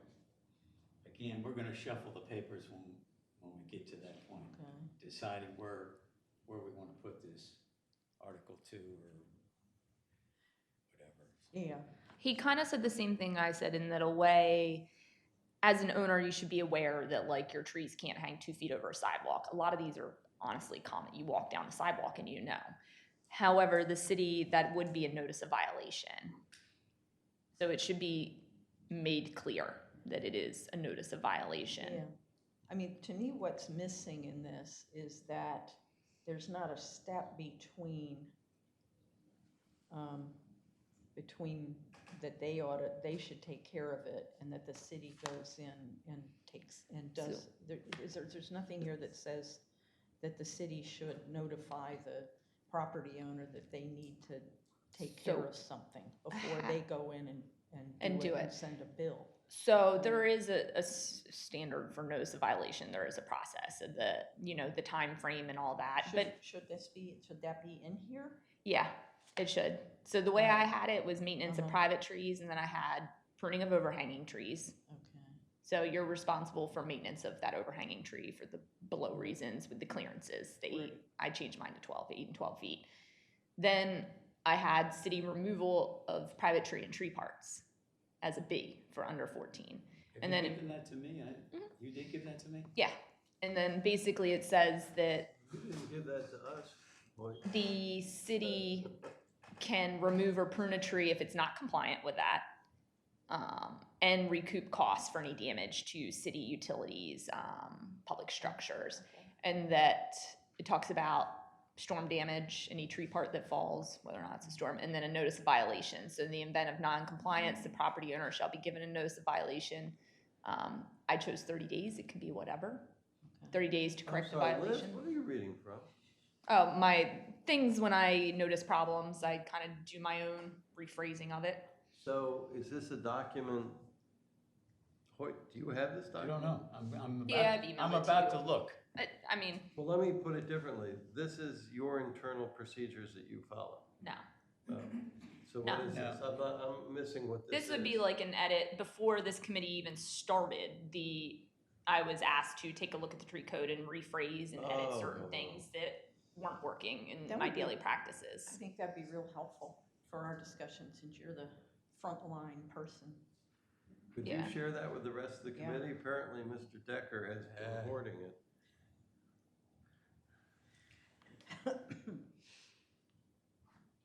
Yeah, I mean, I would like to see that, as well as your Let's see, would that be, okay.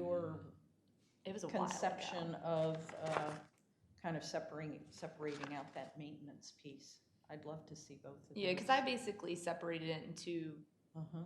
tree maintenance, what's the city's right and responsibility. Does that document start with the term private tree? Honestly, it's been so long, I don't know what it actually All would right, say. well, I have a document here that is identified as 25310, maintenance of city trees. No, it would be the whole, Huh? it would be the whole thing. You have maintenance of private trees. Yeah, it was a lot. It was a while ago, honestly. Oh, here's one I sent you. It was back in January 2nd, with 3 different attachments. Yeah, isn't that one of them? Yeah. But I mean, I frequently update, if I run across problems that are coming time and time again, I might go in and just kind of update this to reflect those problems and Oh, potential okay. solutions. So, you say like a working document. I know that doesn't get me off the hook.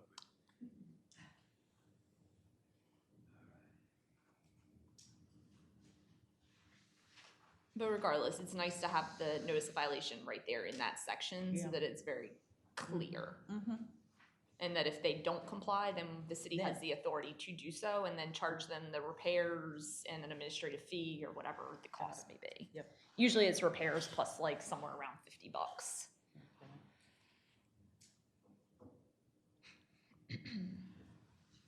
I just think it would be, you know, anything that you've got would be good for us to have on any of the sections. I'm gonna send you what I believe she's talking about, at Okay. least what I've got. I guess my question is, have you done this on the whole code? Most of it, yes. Love to see all of that. All of that.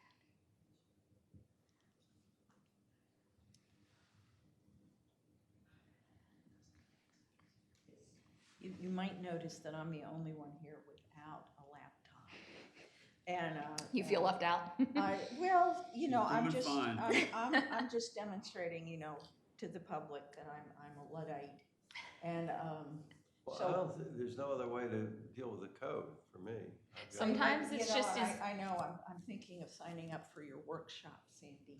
Sometimes it's just easy to have all your print copies in front of you because instead I- now I have to keep switching windows. I just, so. I know, I mean, this is how I read books too, I mean, the old fashioned way. There you go. All right. So, but I'm just saying, you know, whatever way, I mean, I know typically you would funnel things through Hoyte to us, but I wouldn't be offended if you sent it directly to me. I wouldn't be mean, I can offended. send the most like updated one I have to I would- to I would- Hoyt, and he you can have just my- you have my distribute email. as fit. I That would got be you. good, too. I Yeah, understand the 'cause it's convention. Probably changed since January. Even. Okay. Like I said, if I have somebody that comes in with the same problems over and over, or we Okay. have park and shade tree cases that bring up issues. So could you send your whole kind of version to Hoyt and then he can distribute it? Yeah, to because the I rest of I us? still have things I didn't finish that I Okay. just didn't. Well, even works in progress, I'd be that's- happy to look at. Literally the title is 253 code working. Cool. It's always in work. Well, I mean, that's where we are too, so we can do Yeah. this together. That's great. And that way, if I know you're doing this, then I can kind of bug and remind you, you know, if it doesn't show up. Yeah, Okay. that would have been very helpful to have from January Sorry too. about that. Well, I just, you know, I just don't know if Hoyt is similarly challenged. or I not. am challenged. So I'm I sympathetic. just happen to have a computer. I'm sympathetic. Yeah, I kind of happen to have one as well. I can receive things. I can open them. I don't know Gotcha. how to redline, but I can learn. Yeah, I don't know I how to can do it. learn. In fact, that's something I was gonna bring up today. Liz, It's not seriously, hard. I It can be think, taught. It's easy. Yes. Liz, if you Yes. actually have a running commentary on the code, it would be very instructive for us because a lot of times we could see your notes and then know either areas that we don't need to ask you questions on in these meetings Oh, because we've already gotten your point of view or at least your approach to things. And it would save us time and effort. I like also having Liz's kind of in the trenches, you know, perspective on this. On day to day, what I get. Yeah, absolutely. call- Because that's really. Well, and just like we were talking about the one section of maintenance, like how it was intended, how it reads over 3 years, I've never read it that the city doesn't have authority to do its own work. I mean, that's absurd. But if you want to legally, maybe you would have a legal argument. I don't know. We've had stranger arguments. Can you eliminate all of those? Probably not. But once they come, Well, Liz, I once they crop understand up. your practical approach to that, but I'm looking at this code and saying, why in the heck did they draft it that way? Mm. Why did they say that the city couldn't do these things? And without- that's, see, without I getting don't, Permission. I don't think it reads that way at all. Never had anybody call us out on it not reading that way. But once you start, I mean, if you want to deconstruct every sentence, every section of the code, you find those things and you fix them, right? So just because nobody said that before doesn't mean tomorrow somebody won't. That's what we're trying to Yeah. do here. Yeah. find things that aren't working, don't make sense. I mean, you can never anticipate them all, but as many as you can point out, you should try and elucidate in the moment, right? So Liz, just to help me in my continuing education here, Mm-hmm. where the private property lot line ends, because there is either a sidewalk or then a sidewalk and then the no man's land, where the street trees go. Mm-hmm. Do you consider that space from where the private lot survey ends to the street public property or public space, as you called it? Mm-hmm. The public has free access to that space, yes.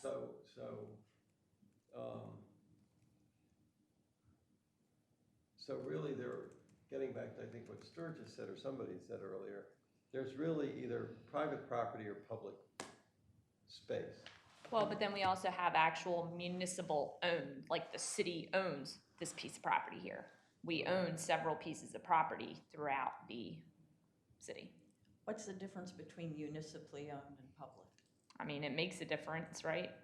I know. In the code, doesn't it change? I mean, The only difference Well, I think can of it this way, the only the city- difference I can think is the city would have a I mean, this is a parcel. This is a lot. It has, Yeah, it They has would a have a deed. deed, It has a yeah. deed, it has title, Okay, as opposed to it just being area that's reserved to the Got it. public. Right. got it. But in terms of this code and what we're trying to discern here about who has responsibility for trees and what are the different types of trees, meaning, I don't mean deciduous and evergreen, I mean trees on private property and trees on what I'll call public property, but I think maybe your point is that public space means either areas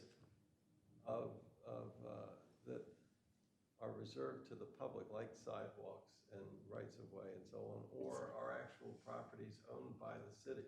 I would say for what we're doing, it should be any area to which the public has free access. So perhaps a lot that is a piece of property the city owns that is leased out to an entity or individual or whatever, business, would that be included? How about the boardwalk? I don't know. I mean, you're getting into issues that are honestly beyond actually, the that's a capability of the city arborist. That's a very interesting thing. So there are properties that the city owns and they lease to third parties, right? Yes. So Yeah. on those properties, Liz, Mhm. is because I assume it's a long-term lease, therefore it is not a property that you, the city, have responsibility in terms of tree maintenance and so on, but Depends on the lease. the lessee. Depends on the lease. Maybe on one lease, the city is responsible for the maintenance. So how would you draft that from a code point of view? Are we really concerned with how the city maintains its trees on leased property? Well, let me give you an example. I don't know if it exists, but let's say that the city had thought at one point it was really beneficial to have a certain type of building or structure or whatever on this piece of property, but it was not a municipal function. So the city leased out the land to the third party. Third party is a commercial enterprise, whatever they're doing there. whether it's- Restaurants, say. Just Or throw say that a out there. housing something, or I don't know, a socials, a senior center, or, a social service, whatever. Senior centers. And they have responsibilities, I assume, with respect to tree density, Yeah, they got trees on. and they The have, senior center wouldn't have a density requirement. It's there's no dwelling. but there's a commercial property doesn't have a tree density? Nothing to do with commercial or business. It's dwelling, Okay. dwelling. If it's So- mixed use, So it's mixed use, so Uh-huh. they have no responsibilities with respect to even trees and maintenance of trees and cutting down trees. I didn't say that. I said they had no density requirements. So, but all right, no, I'm saying in this example, who's responsible for the, Park that the senior center is in, the city. well, I was just trying to use it more generally, not a specific. Each one's different, honestly. I mean, there are some where So we how are. do you draft that? That's what I'm trying to say. How do you create a rule or set of rules? It depends. I mean, I don't know what the intention is with these rules. and on city, like for city-owned or parcels. We're I trying to think- protect trees, is Yeah, I what we're think, trying yeah, I to do think, here. yeah, I mean, because we're going in a pretty detailed way to say who's responsible for the planning and maintenance, et cetera, of of living natural things on property, and so you've just presented us with a new Yeah, category. Liz, using your example, you Yeah. said restaurant. So let's Yeah. say that the city had land, it leased it to a restaurant operator. Mm-hmm. The restaurant has trees on its property, Okay. on that property. Mhm. If the restaurant wants to cut down the tree, They gotta come and apply for a permit. they do. Yeah, the city's not the one wanting to cut down the trees. Just like when Agave came in the other day to Park and Shade. Okay. But is that city property? If it's leased. No, I mean like the it's restaurant. No, no, no, I I think think it leaves. it would still it's apply leased. to your example. If the land has been leased by the city to a commercial enterprise, that's what I'm trying to figure out. Because you've told me now that exists. I mean, that's all public record. You can look up exactly what the city owns and who it's leased to. I mean, I can think of certain lots that have trees on them where in the lease, the lease, they are responsible for the maintenance of the trees. Okay. If in your same example, Yeah. the guy wanted to put in a new set of windows, he'd still have to go to the building inspector to get that. That's different. It's not. Yeah, because it's his structure. It's very different. It's his structure. Yeah, but he's on city property that he has leased. It just all depends on the I lease. think we're Like trying the, too hard. I agree. Like the Chamber of Commerce, the city is responsible for the exterior of the building, including all the landscaping. Okay. Other That leases- was part of your That's a good specific. example. Yeah, that's a good example. But we have other leases where we are not responsible for the lawn mowing or the tree maintenance Okay, or the building, okay. right? So it just, every lease is different. But I'm kind of So like maybe the hearing, museum, The museum. and then we- other building, we're res- Main Street now has that other building. We're responsible, we take care of all That's what I'm that. saying. Mhm. I'm kind of hearing what, in a sense, what Liz is saying, is that all land is either, well, what is it? Public, private, or city-owned, and that that the city is responsible for, and/or the property owner for all trees on all of that property, that they're enjoined to take care of them and get permission if they want to do things to them, including removal, whether it's leased or owned or whatever it is. Yeah, but if I wanted to go into the museum, say we had a declining tree back there that was dying, Right, I wouldn't make the museum apply for a permit to take out that tree. okay. You would or would not? No. Oh.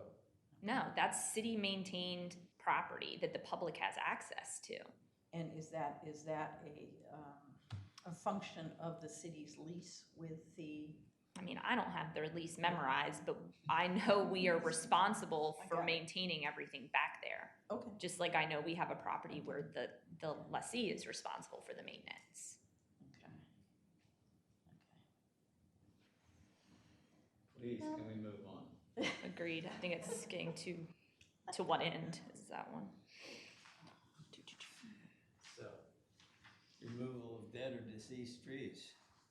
Which number are we I on think that- now? I'm not 15? gonna say anything. I'm afraid to say anything.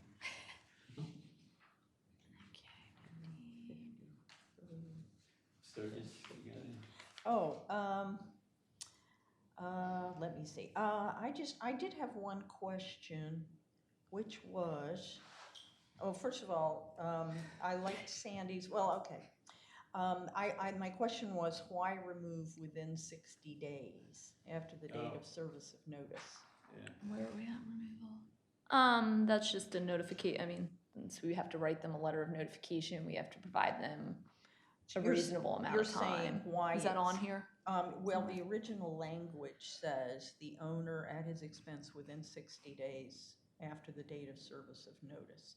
And I think Hoyte suggested that they take that out. And I'm just wondering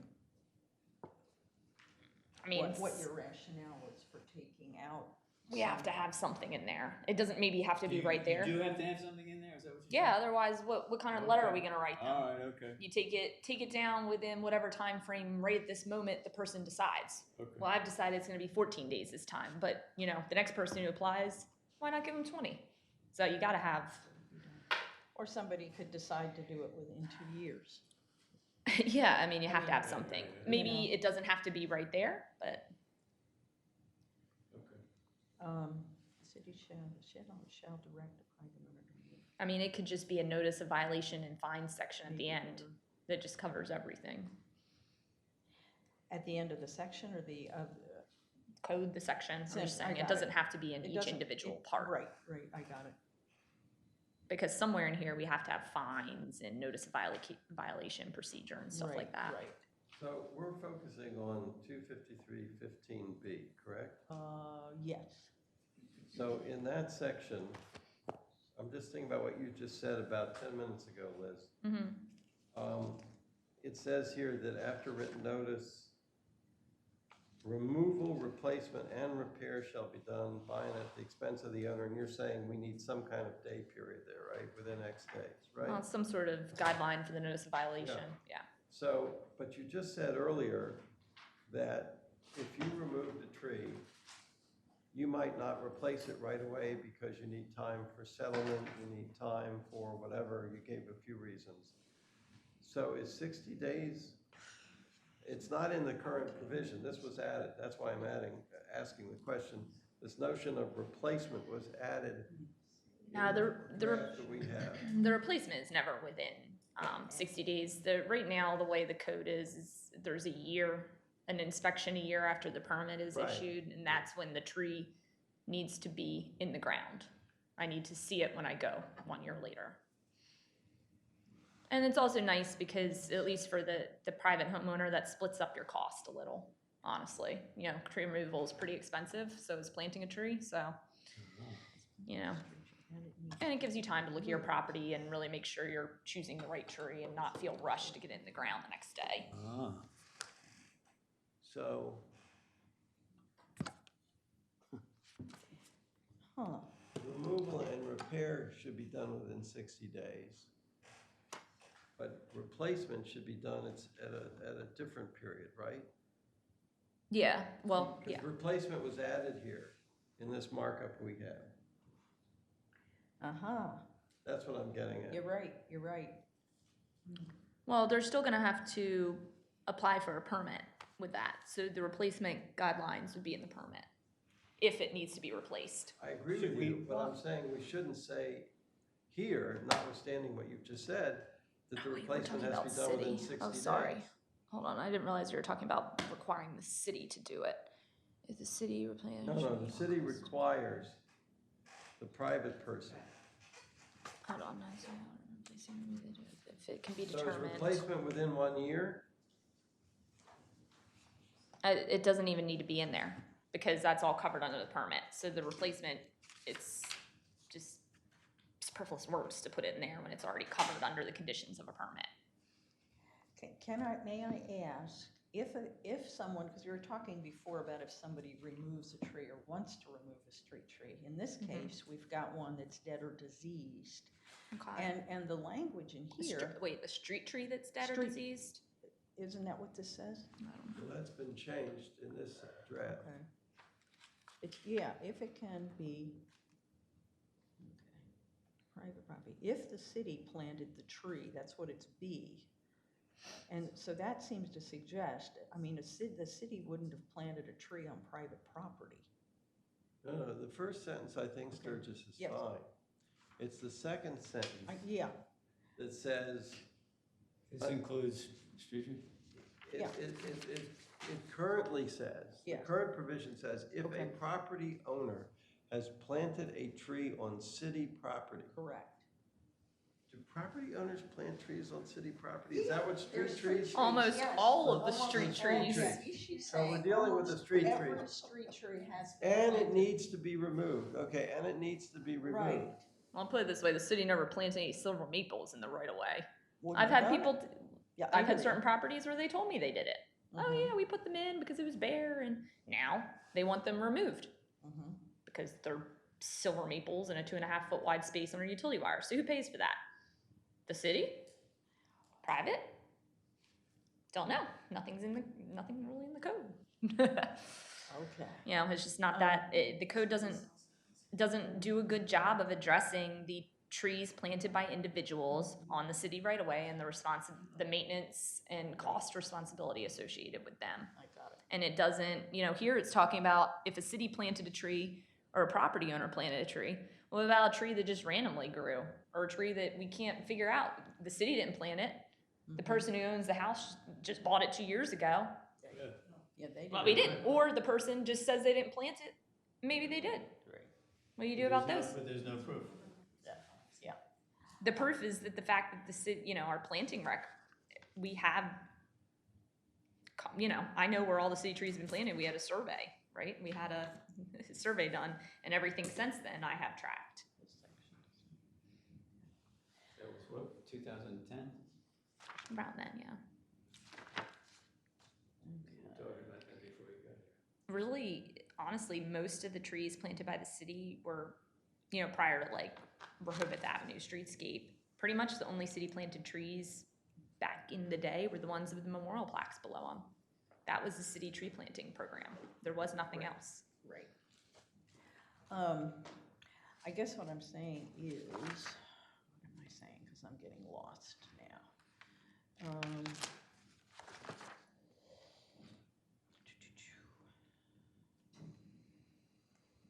I mean, because before under 253-12 maintenance, C, we're saying any public tree removed from city-owned property must be replaced unless otherwise authorized by city arborist. And here we're saying,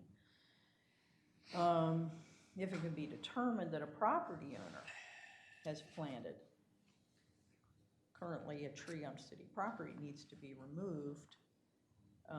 City with a Parks and Trade Tree, note of human writing.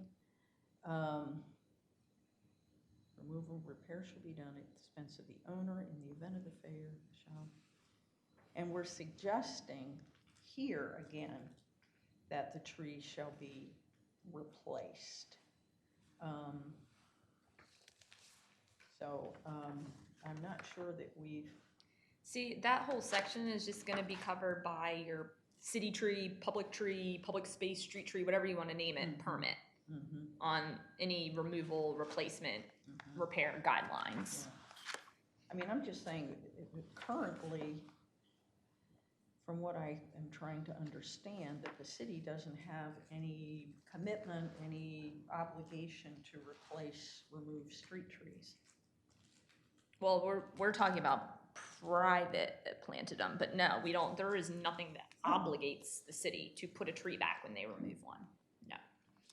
Whether the city does or a private owner, whether it's dead, diseased, or just desired. Well, see, theoretically, if this was done according and the Parks and Shade Tree was notifying them, then they would have permission, and they would either require them to plant the tree or exempt them via that notification. I'm sorry, who would do that? Right here, Parks and Shade Tree Commission. So they're the ones that are supposed to give permission to remove and replace, whether or not you're exempted from replacement. So that's why it's confusing. Well, see, the replacement is new. That's new language. No, but isn't it? the other section that we just talked about that talks about Maintenance. only the Park and Shade Tree Maintenance. may not allow the tree to be replanted.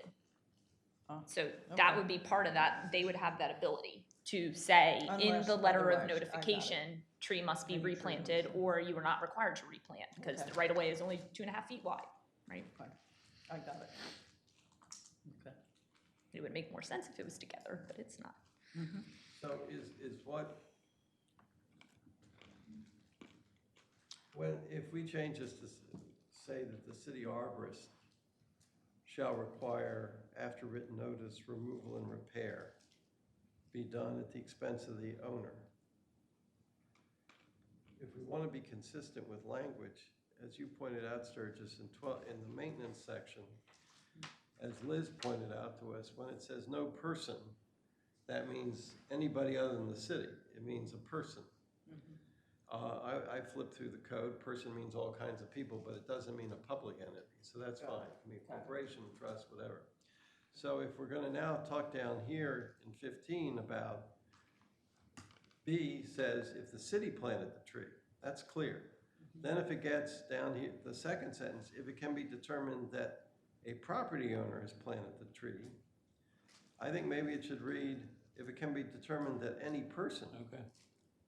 if we're gonna try to be consistent with language, that if any person has planted and Hoyte put in street tree, which I think is correct here.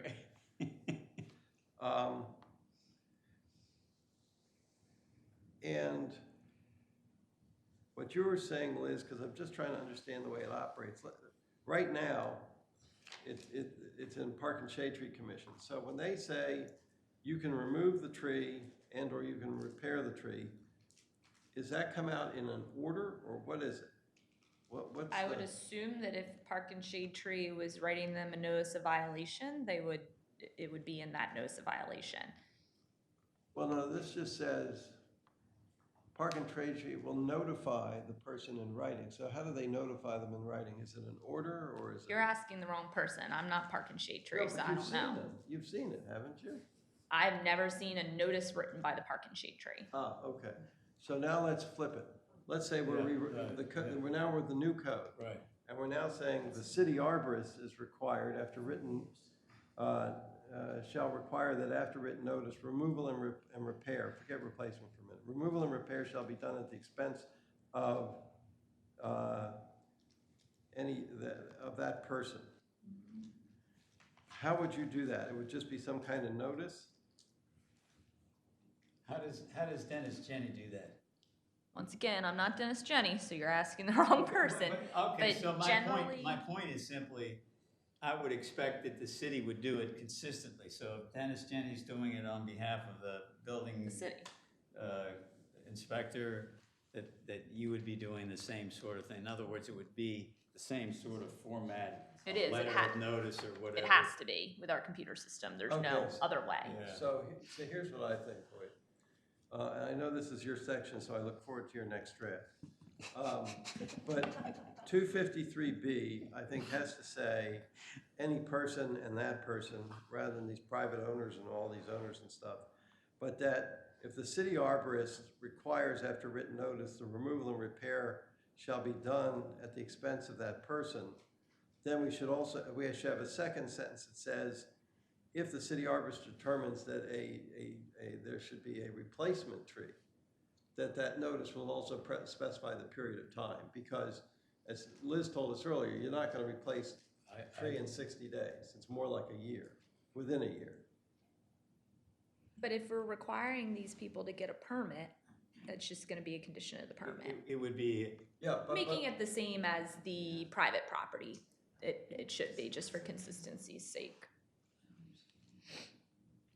So the notice of violation would read something like, you have a dead tree must be removed in whatever the time frame is, 30 days. You must apply for you must obtain a tree removal permit prior to removing the tree. So then in the tree removal permit, one deciduous tree, whatever was approved, one deciduous tree shall be planted. let's not go there. I mean, that takes us back to 253.7.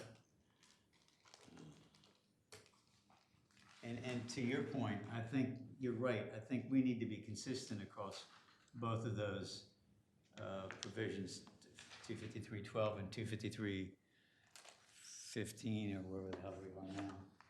So I would agree with that. And frankly, I'm thinking property owner is a better term than person to use in 12. Well, but I don't know about that, because a property owner doesn't own public property. They don't own the right of way. They don't know. Okay. We're dealing, remember, this is Article 1 stuff. Yeah.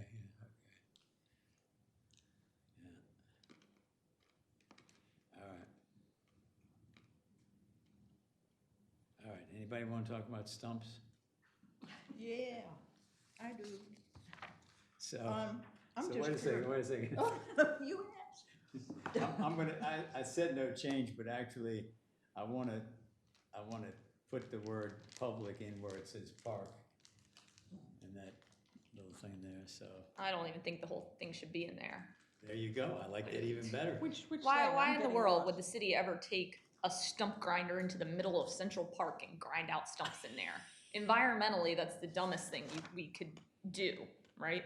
Now, street trees, yes, we grind out the stumps, that's just, yeah. It's gotta be Alright, said. What about a Liz, public tree? Liz, are A you tree that's not suggesting- in Central Park, a tree that is, huh? The only thing that it really. Again, the Bayard median, you know.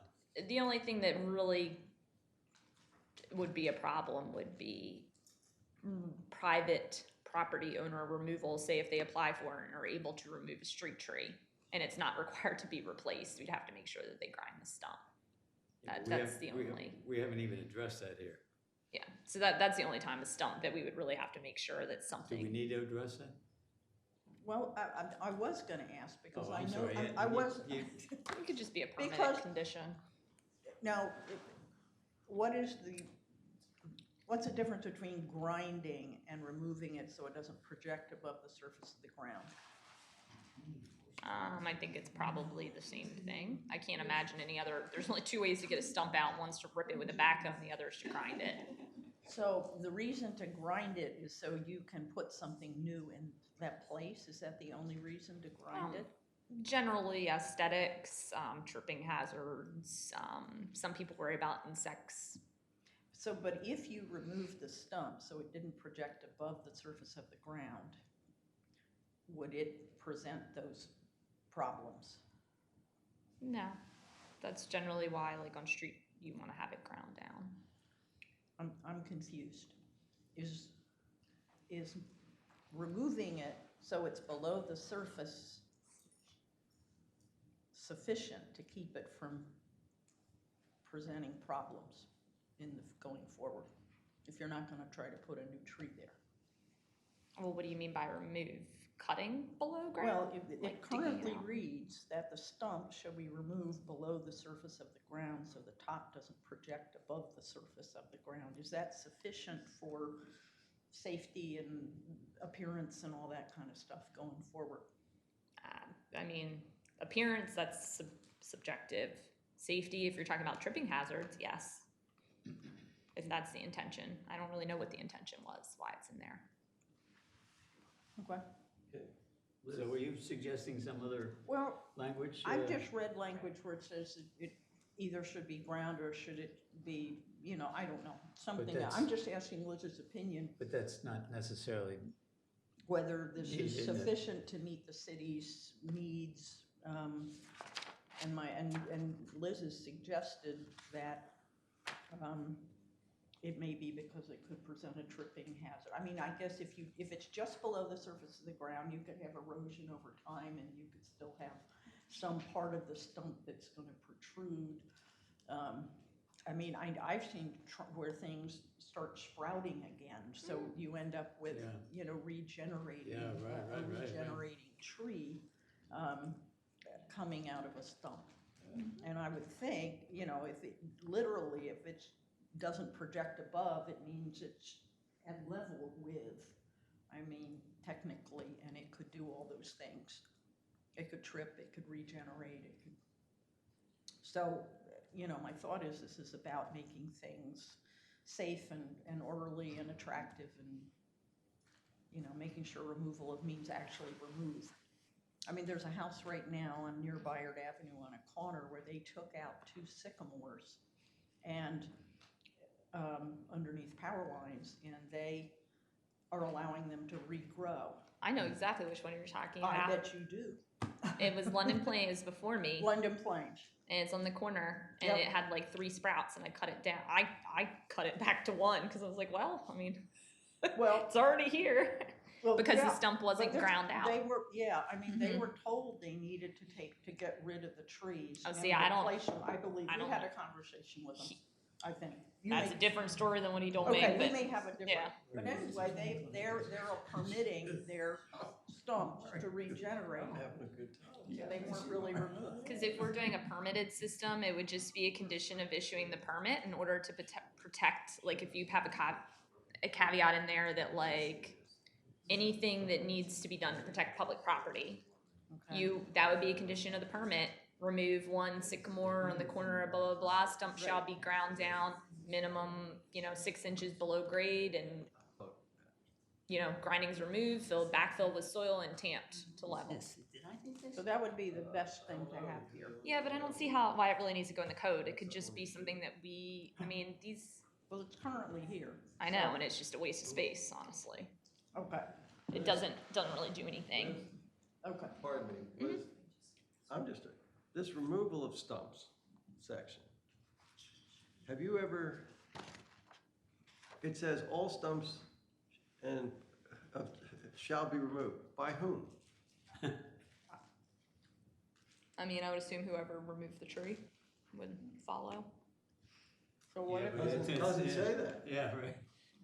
And this is, remember, I hate to bring this up again, but this says street and park trees.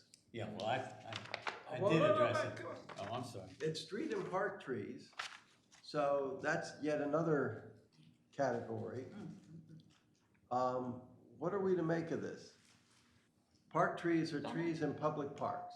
Street trees are lying between property lines on either side of streets, avenues, or ways of, within the city. So, assuming we come up with some category here, like street trees and something else, public trees or whatever you want to call them, do we need this section number 1? Or is that going to be in part of the order to permit a removal of a tree? Can we actually just take this out? That's my suggestion. If it's gonna She be said, But I wanted. about street, clear on the record. park, trees and wooded parks, you should not be grinding stumps. That's just, unless it's like along a path or something. So if we're talking street trees, the stump should be ground, yes. Okay. So But that would if be- we're issuing a permit to an individual to remove a street tree, then it'll be a condition of the permit in order to protect the public safety. We could go one step further and say everybody has to grind stumps when they remove the trees because we don't want them getting termites and infesting the house next door, right? We don't want it to look ugly. We could go there, right? We could if we wanted. So is it fair so we to could put that say, in tree removal, is that? is it fair to say that, Wanted. is it fair to say that any permit authorizing the removal of a tree will also cover what to do with the stump? If we wanted it to be that way, private property, trees, No. street trees. We're Article 1 right now, we're dealing with public trees. Street trees and trees on public space. So if we changed it to where you issued a permit to individuals where they could remove street trees. No, I'm trying to get parallel stuff here, Liz. I'm sorry, maybe I wasn't clear. When you authorize somebody on private property to remove a tree, do you say what to do with the stump, or you just say you have the authority to cut down the tree?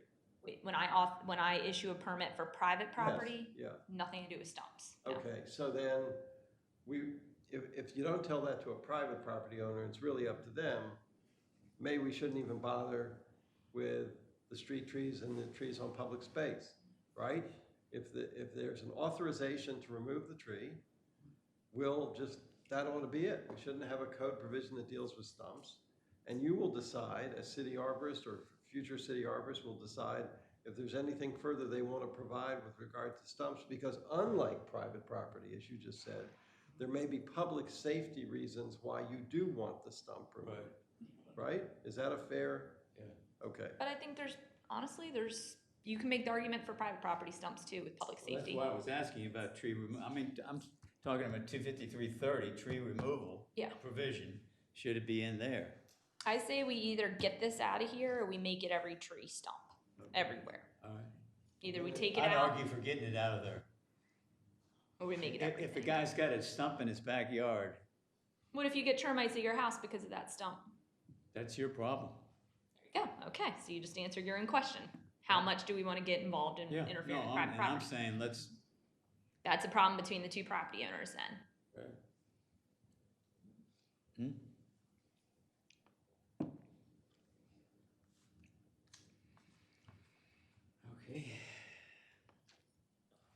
I heard, take it out. I heard take it out, but I also heard it, you know, when we look at permitting, the permitting of removal, that we note there that that could be part of the permit. I think we're gonna have to do a little study of the permit process here, maybe from my own personal standpoint, because I think that's gonna play into some of these changes we're making. All right, because see, here's the problem, Sturgis, as I see it. Okay. If we're talking about that tree in Central Park, there's no issue. Correct. The city goes in, they cut out the tree because it's diseased or whatever, or even just because it's interfering with other trees, or it's not a tree that ought to be there. In the first instance, it was a, what do they call, what do you call it? Invasive, yeah, thank you. And so they just cut it out. But now we're also dealing, as you all have educated me, with these things called street trees, where private property owners of adjacent property can seek to remove a street tree for beyond disease and whatever reasons. They can do it for any reason, because it's impeding their view, because it's in the way of a new driveway, whatever it is. They come in and they get authorization to remove the tree. City arborist makes the determination, it's okay, whether or not there are conditions, whatever about, and the tree gets removed. Now the question is, does it just get removed? Or does it get removed and the stump has to be removed or whatever? But that's a public tree.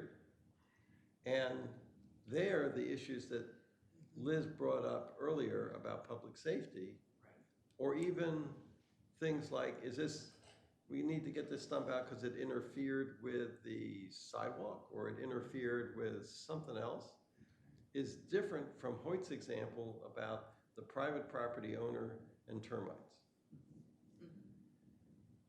So I think maybe the way to deal with this is that we take this section out, but then when we're dealing with removal of trees, what I'll call public trees, and removal of trees, private trees, we figure out whether there's something further we want to put in, even if it's something more general that in authorizing the removal of the tree, the city shall determine whether any further provision relating to the tree stump has to be included in the order. There's other public safety issues. Yeah. Don't we already have something in the code? Basically, we can enforce, I don't know if it's about this, but anything that we need for public safety, whether I need to enforce a road closure, sidewalk rerouting, we have the ability to do that for public safety. So the stump could fall under that. And if it's interfering with what remains of the tree is interfering with the sidewalk and it's a public safety issue, then you can. Require it to be ground, pulled out, backfilled, tamped. We can even require it to be reseeded, replanted, you know. Liz, I defer to you that there may be authority elsewhere in the city code Maybe. on this kind of thing, but since we're trying to give clarity to our citizens as to what they can do and how they can do it with respect to trees, I would be much happier if we, even if it were redundant, as long as it's consistent, put in the tree code what you do if there's a public safety need or concern. I notice here in the 15, the removal of dead or diseased trees, in the description of the city arborist, there's nothing in here that talks about the permitting process. That's what I was saying before. There's nothing in there that talks about the permit removal process as being part of this process. We need to address that. It was part of what process now? 15? If you look at, 253-15B, it says, if it can be determined that any person has planted it and it needs to be removed, the city arborist shall require. And what I heard you say, I believe. Wait, sorry, 253-15B, Correct. street tree. B, correct. Talking about street trees, okay. would a tree removal permit be part of this process, or just you doing a written notice?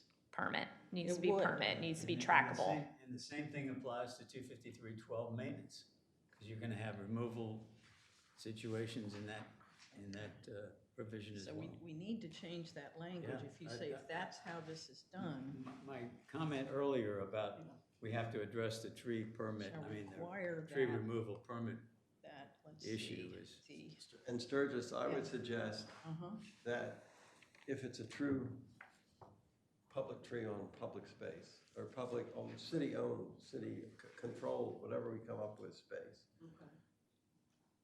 that's an Article 1 thing we don't really deal with, okay? They can make their own decisions. I think that's where we're going here on those things. But that when we're dealing with the street trees or the trees on private property, 253, if I'm wrong, 250, 329, and 30 deal with tree removal. 30. One deals with building application, building permit applications, demolition, and then the other deals with just tree removals generally, I think, on private property. I think there's where we can put this stuff in there, because then that's where people would look for it. I have to think about that. Well, you- I gotta think about that too. The street trees still feel to me to be on public property, even though they're this hybrid that we're talking No, about. but street trees are covered in that section. I know, but I'm wondering, but if people are looking at Article 1 with regard to public trees, then I would be kind of, Well, why can't Article 1 just be like maintenance of trees? And then Article 2 be about tree removal and that type of stuff? We're gonna visit that whole concept later. So maybe don't They're- worry so much about what goes where more than the actual Exactly. content. We're working on the provisions themselves, yeah. Okay. Susan Wood set me straight on that last time. let's see. All right. Can I hear something about abusing trees? It's bad. That's something. Okay. Leave public trees.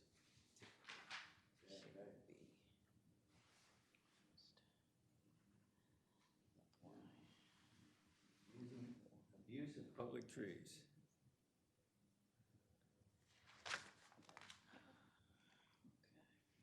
I mean, it can be slimmed down a little, but the main issues I have with it is that it's, according to this code, you could top trees on your own private property. Whoa, this is Article 1, this is I only know. applying to, Well, that's why I made my only comment to this was, it ought to be clear that this deals with public trees. yeah. Because while the heading says public trees, the body of it does not, it just says trees. Okay, I hear you. So that, Any public tree. with regard to public trees, Any unless public tree. specifically authorized by the city arborist, intentionally allow. All right. And then we need to make sure there's corresponding penalty. Huh? What's the penalty? Make sure there is one in the code somewhere, corresponding $50 a tree, 250, a strongly written letter with a pamphlet on don't top your trees. I mean, it needs to be something. Okay. The other thing that just kind of, in general, kind of bothers me is having anywhere in the code a set dollar amount for a penalty, because it's hard to change an ordinance, and over time, you know, with inflation and changes in values and all, you know, my thought is that's gonna change. So I know Sandy has referred to fee schedules, you know, just like your tree species is not gonna be specifically here. I don't think it makes sense to have a specific dollar amount in the code. In a prior meeting, many meetings ago, we talked about whether things like fees ought to be, depending upon who has the jurisdiction of setting the fee, whether it's the Tree Ordinance Committee or Commission or the city, that those be set by the Board of Commissioners from time to time. If it's the fines and for that type of thing, and if it's fees as well as other formulas for penalty and so on.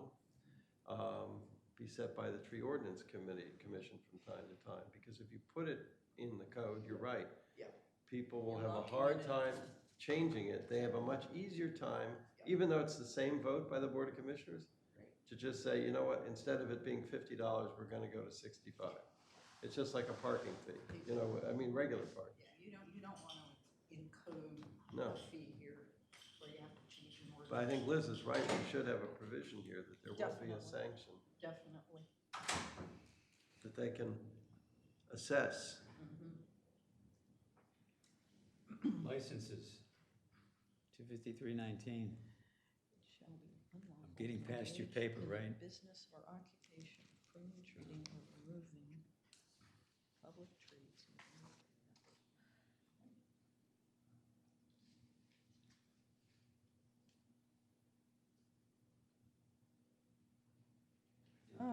Did put the word public in there. In lieu to engage in business or occupation, okay. Business or occupation should indicate. If we can get one more in the Yeah, next you're- 25 minutes. we'll be good. I like your comment because, you know, when I first read I'm getting a little dopey, but when I first looked at that, when I first read this, I thought, it sounded like you need a permit to do something to a tree. I mean, it wasn't originally clear that this is a commercial, it's a commercial, you know, because in general English, the business or occupation can be general. She picked a bad time to leave because, you know, if you're doing business in the city, you have to have a license. Right. So, you know, Right. what are we getting at? I'm just saying. Especially a public tree. I mean, It come should on. be unlawful for. Well, in the business I or- mean, I put my comment here based upon the section as it currently exists. Right. Where it exists in the tree code. I think anybody, and I'm sure it must be someplace, but anybody Right. who's business doing in the business city. cutting down trees has gotta have a license. Yeah, they do. That's exactly what Within I'm the saying. Yeah, but I don't know where it is for the private trees. You only have, the provision here deals no, with, If you're doing business in the Street city, or- you have to have a license. no, but it says street or park trees. It doesn't say trees. Mhm. And you changed it to public trees. Oh, well, it was street or park. It's called. Yes. So it How was long to still, get it was along? still, it was just It still was another only kind things of. in public space. It Yeah, only wasn't on things in private public property. So I could spaces. hire any guy with a hacksaw to come, No, you can't. He's Well- gotta have a license. I'm saying, where is it? I mean, It's isn't that, under, I think there's a specific provision called licensing. Oh, glad you're back, Liz. Yeah, we're happy. Sorry, restroom break. We can't make it. Liz, without Liz, for private property owners, if anyone who is offering services to private property owners to plant, remove, blah, blah, trees, Has to be licensed in the city of Rehoboth. Thank I'm you. sorry, say it Has again? to be licensed in the city of Rehoboth Beach. And where is that? It's in the code somewhere. And it's in the tree code, but I mean, it's the whole business, it's probably in another section of the code too, but it's in the tree code. So the Okay. question See, is, Liz- yeah, but the Liz- question is, why do we need it in there? Liz, If you have to have a license to do anything in this city, why do you have to have something in there about a public tree? no, That would probably be a better Public- question for another staff member. I was gonna say, at the risk of your saying we're reading this literally again, Mhm. the provision dealing with license only deals with street and park trees. Oh, well, maybe they're just saying then the city It's has to have a 19. licensed contractor do the work. Right, but from your point of view, I'm talking about the city's view as to who is providing a service within a city. What is the public need and necessity here? If someone is offering services to private property owners to do anything to a tree, To do anything in Anything. the city limits, they need a business license. Anything. just a business license, but do you need, like, is there a separate license to be a tree cutter or a tree whatever? No. Should there be? To what end? Well, I'm reading this, I'm trying to figure this out. It says without applying for and procuring a license, it doesn't tell us what kind of license. I think it just means business license. I mean, there are some states that have like state tree things where you have to take a test and maintain a I mean, certification. are you wondering if the city should insist that people have a certain certification regarding trees so that a certain professional level of service So can that be they know better basic expected? things about safety and so on when they're I mean, taking I down will- a tree and. I think it's a good, I think it would be great. I just How- don't quite know how in it the would world work. How in the world will we ever do that? I don't know. I mean, Do you know what other cities do? No, I don't know a single other city that has that. States, yes. uh-huh. States have, New Jersey, I think Connecticut have their own, Maryland. Okay. And some of them are well respected and some aren't, but they're very similar to ISA. But they're state run with tests and CEUs and stuff like that. So they say that an arborist someone who provides arborist services as a business Tree services. tree services has to have this specific Maryland Tree Expert license. Maryland tree, and we don't have any such a thing in Delaware. No. Okay. It's up So- to Huh. Mr. and Mrs. Homeowner to select the contractor they feel. I mean, So chapter 120, businesses, mhm. section 120-3, license required. No person shall operate, maintain, or otherwise be engaged in any business designated in the license tax schedule in Article 4 without first obtaining a license from the city manager. Boom. Which Come on. tree and What else do we landscape? need? We don't need this. Nope. Not needed. So we can take the section I out? Thank think, you. I think you're right. All right. Wait, read that again, Hoyte. No person shall operate, maintain, or otherwise be engaged in any business designated in the license tax schedule in Article 4 of this chapter without first obtaining a license from the city manager. And what section is that? 120-3, 120-3. So if we take that out, does the city would still need to hire a licensed person, or they could hire whoever they want? Because right now they have to hire who they want. I mean, hire a licensed person. Yeah.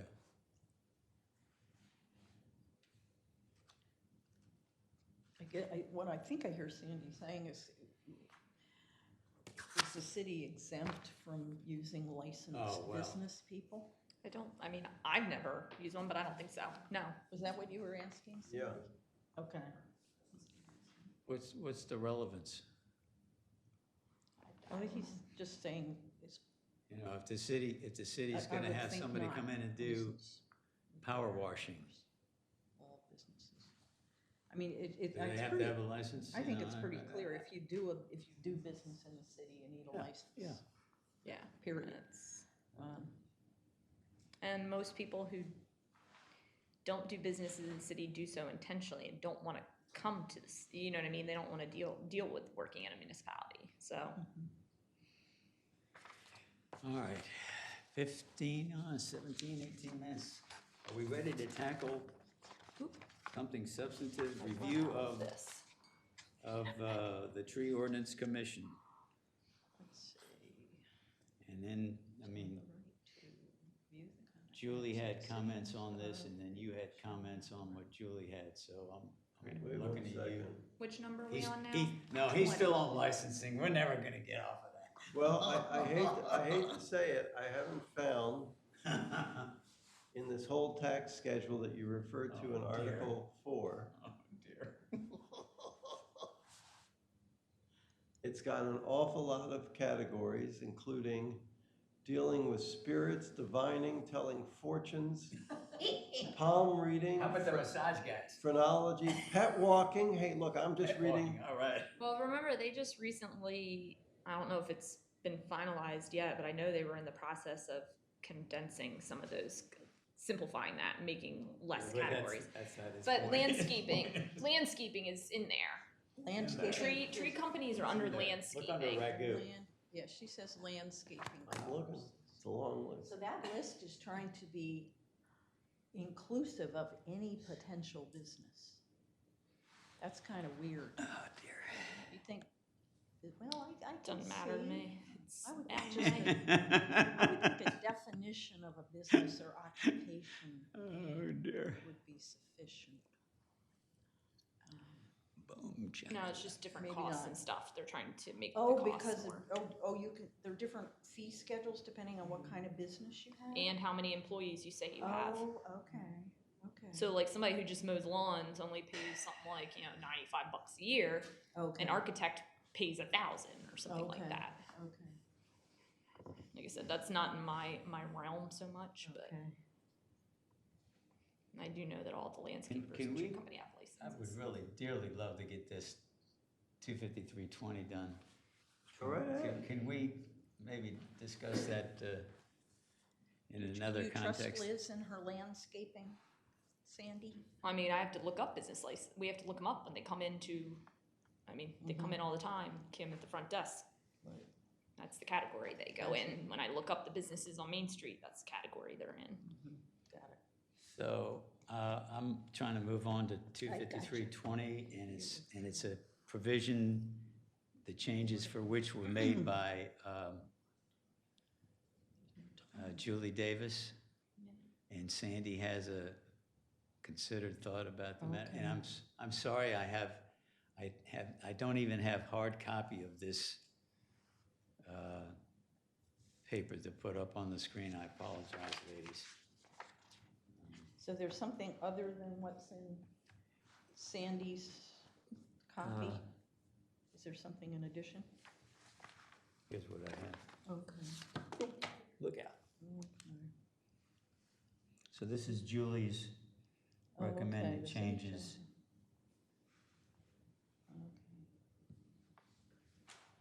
Each person or family corporation engaged in providing lawn cutting services, not to include landscaping. Yeah, I said lawn cutters Or are pay separate. less. Yeah. Very But cheap. landscaping is not. Oh, she says it's in there somewhere. No. I mean, don't have the You code can't find memorized. No. You've looked at every single. I'm looking at Article I- 4, he just okay, referenced. Okay, We'll make a recommendation, they put that in there, how's that? I know, but until or if, it seems like we shouldn't get rid of this. We're not, trust me, that's not gonna happen for a while either. Okay. Covers all businesses, but I'm gonna put All right, question mark licensing. landscaping. Licensing requirements, Landscaping. that's a very weird situation. Okay. Review, shall have the right to, any person. Yeah, this is, Julie's version is included here. Okay, Yeah, I don't, yep. I It's just wanted to be sure included in the we're, copy that you yeah. provided. And did you see Sandy's? Do you have something called 253? No, they don't, 20? they do not have it. You don't, I got it. They do not have Could I read for their benefit? By all how means. How it's written it. By all properly? means. It says the City Board of Commissioners shall have the right to review the conduct, acts, and decisions of the Parks and Shade Tree Commission. Any person may appeal from any ruling or order of the Parks and Shade Tree Commission to the Board of Commissioners, who may hear the matter and make final decision. And the strikeouts or suggested changes are, strike the city, say the Board of Commissioners shall have the right to review the conduct, acts, and decisions of the Tree Ordinance Commission. Any person withstanding, that's an addition, may appeal from any ruling or order of the Tree Ordinance Commission to the Board of Commissioners, who may hear the matter and make final comment. And Sandy, may I share your comment? It says this does not require them to hear an appeal, that maybe it doesn't require it, it says they have the right to. And he suggests that we consider whether the review should be obligatory. Also questions the fact that there's no time limit stated within which to bring an appeal, and asks should there be. And I said yes to both, Sandy. And I'll give you one more. Okay. In different parts of the tree code, there are provisions about who has the right to ask for a hearing, who has the right to take an appeal. Okay, Sometimes it says any aggrieved party, right. person, excuse me. Other times it says any person. Any person means anybody. Right. Any aggrieved person means someone who has been impacted by the decision. Right. I like that. And so- I used to, I'm sorry, go ahead. No, and I'm worried, Hoyt, I like your term has standing. The Yeah. problem is it's not used anywhere else in the code. Okay. But I think I struggled to elsewhere- come up with that term. Elsewhere Yeah. in the code, now that I've satisfied myself about Article 4 and its deficiencies, I will go back to the tree code. Well, let me ask, why is the appeal even covered under this section? It's not. The appeal should be down in the appeal section. This is an appeal to the Board of Commissioners. Exactly. I feel like that should be down, and the appeals should all be in the same section. I think. Why well, would- What is, Julie's making reference to 236C, and I don't know if that's something she's created or whether that's in the current, Her whole appeal Provision. process Because Her- to Well, me, now I the don't have it in review of front the, of me. the commission that section should be about the review of I the hear you. commission, and I then the hear you. second sentence, that should be in a whole, the Board of Commissioners had the right at any time to review the tree commission on their own. They could come and say, we've been watching and we don't agree, we're gonna review it. Yeah. That doesn't mean somebody has to bring it to them. She says and make final decision pursuant to the provisions in section 253-36C. And I don't know whether that is her Okay. version of, Okay, because that's one of her assigned yeah.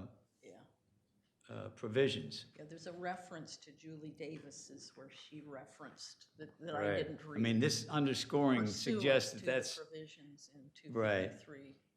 and I've got that right here. All right, well, I can help you out. Thank you. Julie took almost all of the section for an appeal. But I want to make sure I'm speaking correctly here. Give me 1 second.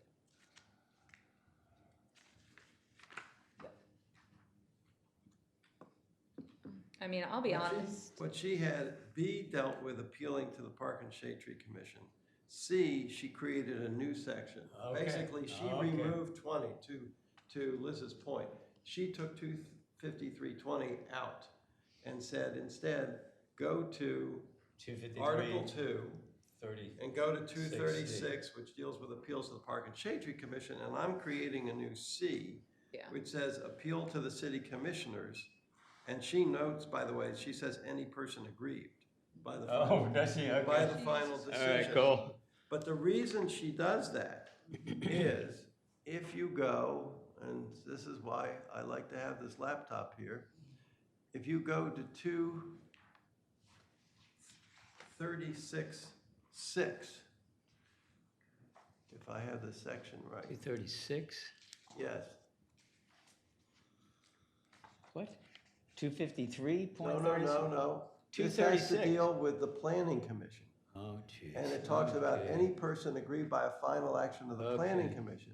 She took that entire structure and changed it, modified it, I should say, to fit the Park and Shade Tree Administrative Commission. appeals provision of the planning commission. Yes. Okay. So the same way I had suggested earlier that the Board of Adjustment structure Be parallel be, to the. well, that we do something similar, yes, Right. for the Tree Ordinance Committee. Right. She took the appeal and reconsideration section for the planning I was aware of Planning that. Commission and said, this is a good structure. Yeah. I'm gonna put this into 236 where it properly belongs because we're dealing with appeals and write it all out there. So that's Okay. what she did. And my only comment to what she put there, because I think it's a good provision, is that it says any aggrieved person. And I Yeah. just wanted to point that out. Okay. Well, should we remove 253.20? Just nuke it? If you're asking me, I would, because I Okay. think we can separately, when we get there, Yes. look at Yes? what she has, but Yes. I would take that out. Yes. Yep. Sorry, which one's 253.20? Go back up here. Review of commissioners. No, we have to leave at least the first sentence in. The commissioners need the ability to review what the commission does. It can't be only on appeal. So you can take out the second sentence, but that's taking away their authority there. I'm hearing And you're what, saying that because 236 is specifically to whatever we're gonna call this Parks and Shade Tree This, Commission. I think you're right. Yeah, The first sentence. Yeah, we should yeah, keep yeah, that yeah. first sen- Absolutely. right. We should keep the first sentence. It deals with review as opposed to appeal. Yeah, second Alright. sentence stricken from that section is all covered down in the administrative appeals section. Okay.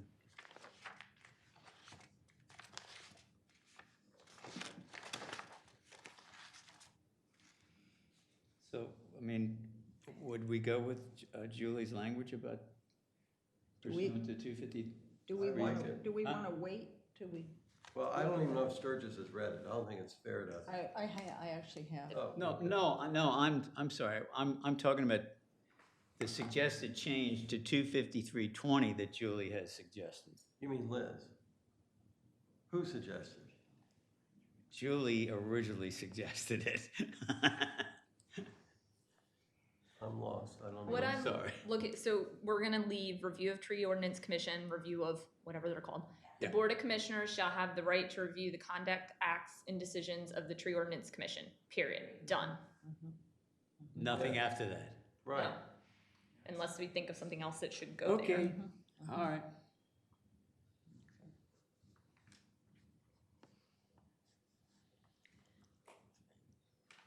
So be it. All right, so 11:54, guys. I don't want to go into the next one. You want to stop where we I were? want to stop, yeah, because we're Okay. going to have to stop at noon anyway, so. Okay. No problem. Now. Are you all set? Yeah, I'm just making notes. All right. Any further comment from the, thank you. All right. So, last item of business. Setting the next meeting. June 5, the agenda says 10 a.m. We're going to make that 9 a.m. June 5, Wednesday, June 5, I will 9 a.m. apologize to my colleagues in advance, but if it runs past 10 a.m., I will be leaving because I have to get to a 2 p.m. wedding of a family member in Washington. And would the committee like to give me any homework? You Is know there what? any- Thank you for asking that. Okay. We'll call We this, can- We can have an administrative discussion that is Yeah. not part of the no, public record. no, I call this, That's fine. you know, a little of the, whatever. But yeah, I'm hoping. For the you're good of doing the order. Tree Ordinance Committee, For Commission the good- 253-2, all that stuff. You said you were the governance stuff. Well, yes, she's already I committed to did, that. but I'll take on. She's already I will committed to take that. on more. But I'm quite happy to give you a provision and maybe two, which I'll reserve till a later time. Okay. But I managed to slip things through the crack when I was handing out these assignments back in October. Okay. And I had thought I was giving Sandy, what was it, 27? I have to look 20, here. I think 27 is the one that didn't get covered. Yeah. Or 29, I think it was 29. I'll say in a minute.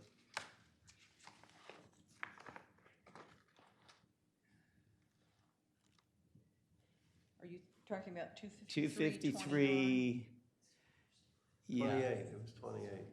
Oh, general criteria, excuse me. Okay. That's right, because I think You want me to look at that? Jean's doing 29.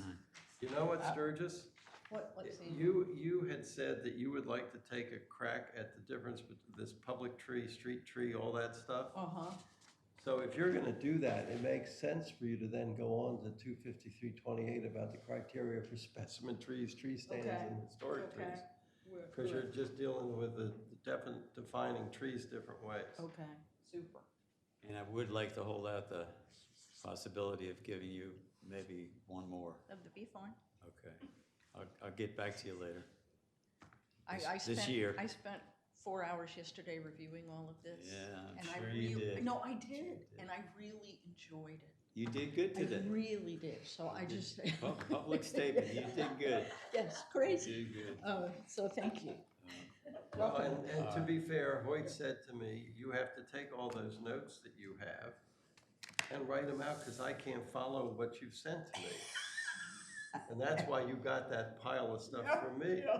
Okay, well, I just wanted to be brought up to speed with all the work you all had already It's done. great because you're over here and she's over here and I'm right in the middle. And I'm gonna learn how to redline. We're doing so we okay, can all Hoyte. have this Yeah, time, I know you we know, are. I know. We can share. I'm All talking right. about Sturges Unless Dodge, there's so that's anything fine. else, at 11:58, I'm adjourning this meeting. Thank you, one and all.